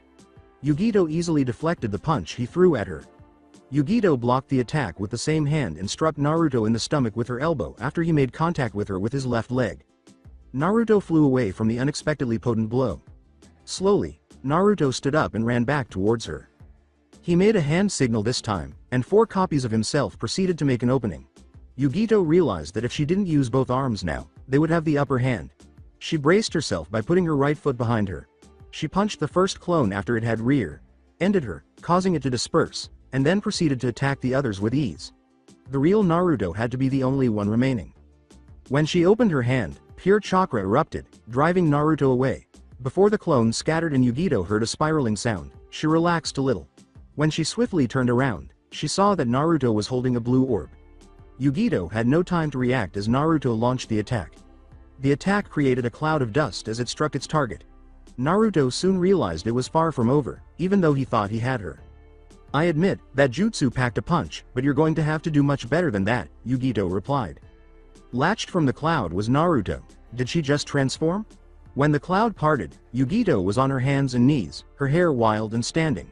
You must have forgotten Jinchuriki can draw on the beast's chakra also. I'm making you use the 9 tails chakra even if I have to force it out. She then raced in Naruto's direction at a breakneck pace, leaving him with no time to breathe. She attempted to cut him with her right hand, but Naruto sidestepped it and created space between them. A blue flame covered Yugito's hair as she leapt into the air. It took the shape of a massive, flaming mouse and shot in Naruto's direction. He began to back away, but as it got closer to the ground, Yugito made a hand gesture that caused the single jutsu to split into several smaller versions. Naruto tried to avoid the hail of bullets one by one. Yugito moved in his direction while he was preoccupied with that. Her hand caught fire as she clenched her fist and slammed it open. She maneuvered through the hail, concentrating on Naruto's seal, her target. When Naruto saw her coming, the memory of the bullet hail caught up with him. Yugito prepared to crack the seal a little. When Naruto screamed and red chakra erupted, her hand was only a few inches away. She was shot back by the outburst, but she managed to regain her balance. Her eyes widened as she observed Naruto's physical transformation, including his bold whiskers, wild hair, sharp nails, and blood-red eyes with silted pupils. The real battle had now started. Yugito was well aware that she would no longer be interacting with ordinary Naruto going forward. She prepared to take on nine-tailed Naruto by drawing more from Matabi's chakra. Given that Kyuubi's chakra is flowing through Naruto, I have to act like I'm going up against Kyuubi himself. Okay then, let's see how this plays out, Yugito was thinking. Kyuubi has been sharing all the information he learned from Naruto's battle with Ino in the meantime. She listened in silence and took it all in. She watched closely as Yugito retaliated with equal vigor and Naruto made wild swings. They were creating numerous dust clouds and craters all over the place. To avoid a piece of dirt that was approaching her, Ino stood up and leapt onto a branch of the tree she was beneath. Her face remained expressionless as she sat down on the branch. "You're handling this pretty well," Kyuubi remarked. "I don't have a choice but to. If I truly want to give her a challenge, I'm going to have to be at least on the level Naruto's at now. I know I'm nowhere near that level yet. I believe your body is ready for the training necessary to control my chakra. Then I want to start tonight. Considering the amount Naruto is putting out, he's straining his body to the max. Chances are he'll pass out as soon as he's finished fighting. And that means he'll be out like a light for the rest of today. You're surprisingly eager." Ino returned her full focus to the fight, saying, "It happens when you really want to do something. Naruto's going to lose, badly." As expected, Naruto ran to slash Yugito to death, but she had other plans. She gave an upward slash after dodging the blow. Like a rocket, it passed through Naruto and destroyed all of Kyuubi's chakra. Naruto returned to his normal state as he hit the ground. He was unconscious when Yugito went to see how he was doing. After closing her eyes, Ino leapt to the ground and proceeded to the location of the two Jinchuriki. Her eyes went back to their typical baby blue state as soon as she opened them. Yugito became her normal self after releasing herself from Matabi's chakra. She walked off the training grounds after picking Naruto up. Silently, Ino trailed behind Yugito. She was still unsure of how she would defeat Yugito, but her strategy would become more apparent if she could witness more fights in which she was involved. That evening through an open window, Ino observed Naruto sleeping. "This is for Naruto," she said, steeling herself. Once she was persuaded, she leapt out of the window and made her way to the training grounds by silently jumping from roof to roof. However, she sensed a presence approaching her along the route. She refused to use Kyuubi's chakra to increase her speed because she knew who it was. It could reveal her secret. Yugito caught up to Ino and said, "You're pretty light on your feet, aren't you?" "Well, it is one of the qualifications needed for a kunoichi," Ino said, attempting to avoid sounding angry. "So, what has you out this late?" "I wanted to take a late-night stroll." "On rooftops? I find this way to be more exciting." "I can't argue with you there, but just be careful." "Don't worry, I can handle myself. I would like to join you in your rooftop run." "So sorry, but whenever I do this, it's to clear my mind or try to figure out something. So I need to be alone and quiet for the best result to come. Maybe I can help you." "What is it about?" "Look," Ino said, closing her eyes in an attempt to relax and avoid activating Kyuubi's chakra. "Sorry, it's kind of a personal matter. I'd appreciate it if you don't pry into others' privacy." "I understand. I'll be taking my leave." Then Yugito left Ino and headed in a different direction. As Yugito drew further and further away, she watched. She sighed, took a deep breath, and carried on returning to her starting point. To make sure she wouldn't run into any more distractions, she sped up and got down on all fours. Upon arriving, she sat on the ground and triggered Kyuubi's chakra. She soon heard Kyuubi's voice. "Good, now let's begin." She released red bubbles and red chakra. As she changed, Ino sensed her power increasing. Her hair became wild and fierce, her nails became long and sharpened, her teeth were sharpened, her canines resembled fangs, and most importantly, her muscle and bone structure gradually changed as the Kyuubi's chakra took over. As the change proceeded, Ino winced in agony. Now there was nothing she could do to stop it. She couldn't think of anything, even if she wanted to. Her mouth opened, and the Kyuubi's scream, rather than her own, came out. She was covered by a cloak that resembled the Kyuubi's form and had a single tail. At the second, third, and fourth, Kyuubi informed her that this was her test. Gaining control before the ninth tail grows is the goal. The difficulty increases with the number of growing tails. As she transformed once more, Ino closed her eyes. This time, her skin began to peel off and her eyes turned completely red. Drops of blood in her skin drifted to the top of the cloak. The blood turned into a sphere of black smoke, and the skin burned more easily than paper. Ino was a caged wild animal inside the sphere, incapable of understanding anything. It wasn't until she passed out that she realized what was going on. When the sphere exploded, a tiny, feminine Kyuubi with 4 tails was visible. Without even realizing it, Ino had transformed into a mindless monster capable of destroying everything. The Kyuubi grinned menacingly, wondering what Ino would do to protect her. If she got to the 9th tail, he knew what would happen. He would know she has a strong bond with him and that she will add interest to his life if she could pull this off. The dark, deserted training ground was now occupied by a monster that had replaced Ino. However, her mind remained unaltered. She discovered that she was adrift. Looking to her left and right, Ino saw nothing but darkness. Until 2 bright red eyes looked down at her. 2 hands reached for her as it started to move in her direction. Although she was aware of Kyuubi's intentions, she was unable to determine what they were. Your test starts now, Kit. Kyuubi slowly destroyed Ino's sanity and mental state by trapping her in his hands. The 4-legged creature started to move toward the village outside. Ino had about 10 minutes to get to the village at the pace it was traveling. To make matters worse, she was gradually losing her mind and sanity, and she was worried about what Kyuubi would do to the village if she didn't quickly regain control. Fighting Kyuubi's force would be pointless, Ino realized. She felt that nothing could stop her after experiencing a tiny bit of his power, which was 1,000,000 times greater than her own. She needed a different way to express herself. She needed a different strategy to beat Kyuubi. Since its power cannot affect him, her jutsu would be ineffective. What should she do? There are 9 minutes remaining. Her sanity level was at 78%, and she clutched her head as she heard the voice of hatred. She screamed powerfully as her hands moved slowly downward. The process was momentarily halted when she went into her 9-tailed state. She closed her eyes and had an insane thought. She felt her spirit gradually leaving her body and her mind was at peace. She remained that way until she was completely unconscious. There are 8 minutes remaining. When Kyuubi realized she was no longer there, she wondered what she had planned. Kyuubi grinned as Ino appeared in his thoughts. He immediately stopped her from going any farther. He grabbed Ino with his chakra and threw her outside. She gave Kyuubi a glare full of hatred. He had to thwart her attempts to take control of his thoughts and undo the process. Kyuubi was now practically dripping chakra. With a roar, he sent Ino reeling back to earth. You really don't make things easy, do you? The cloak began to form around Ino as she continued to draw on Kyuubi's power. Kyuubi screamed sharply as the chakra removed her hand, causing her to step aside. Then, as one of Kyuubi's tails approached her, she had to side jump. Another pair was sent after her by Kyuubi, but she managed to avoid them and grabbed one with her artificial tail. Leaping into the air, she ran to Kyuubi's back. She grabbed his tail and pulled him up. Let's see how you'll handle this, she said. After Ino successfully lifted Kyuubi into the air, he detonated a tailed beast bomb while she was approaching Kyuubi.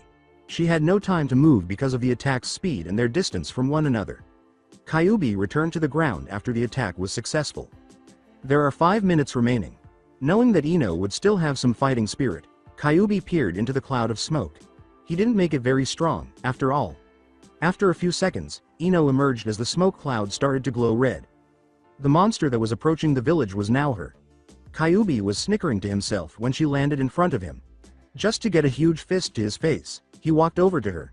He turned to face Ino while lying on his back. How are you still in control? You really want to know? Then let me beat you first. There are 3 minutes remaining. She charged at Kyuubi at breakneck speed, kicking him hard in the side. Kyuubi attempted to stop while attempting to regain his sense of direction. He activated a tailed beast bomb, and Ino followed suit. After the two attacked, they ran into each other. When she produced one that was on par with his, Kyuubi was astounded. Ino fired the next one after powering it up. The collided attacks moved in Kyuubi's direction as a result. He quickly became trapped after jumping out of the way. Ino exploited this form. She had a firm grip on Kyuubi and created several arms from the original two. She grabbed him and turned him onto his back. With a jump, Ino extended her hand. She brought the huge hand down on Kyuubi, pinned him, and prepared to strike the last blow. At first, she was skeptical, but now she realized that this wasn't Kyuubi. 1 minute remains. As Ino's 4 tails approached Kyuubi, they split apart. Kyuubi was screaming in agony as several tails were now being driven through him. After the onslaught subsided, Ino reverted to her normal form and fixed Kyuubi's gaze. She was prepared to respond now. She claimed that all she did was put up with the bad vibes he instilled in her. With a smile, Kyuubi vanished. There are 10 seconds remaining. Outside, Kyuubi's chakra vanished from Ino, and she resumed her normal state. She was at the end of the training grounds and on her way into the village when she looked around. she experienced a fresh rush of energy. From the beginning, it was obvious that she would now cultivate and expand this new power. It would be fairly simple if she had her objective in mind. She made the decision to return to the Naruto she had left sleeping. But when I get back, it's in the shower for me. Mentally exhausted, she walked slowly back home. She and Naruto would both have a better day tomorrow. That's it for today. I hope you guys enjoyed this great story. See you in the next one.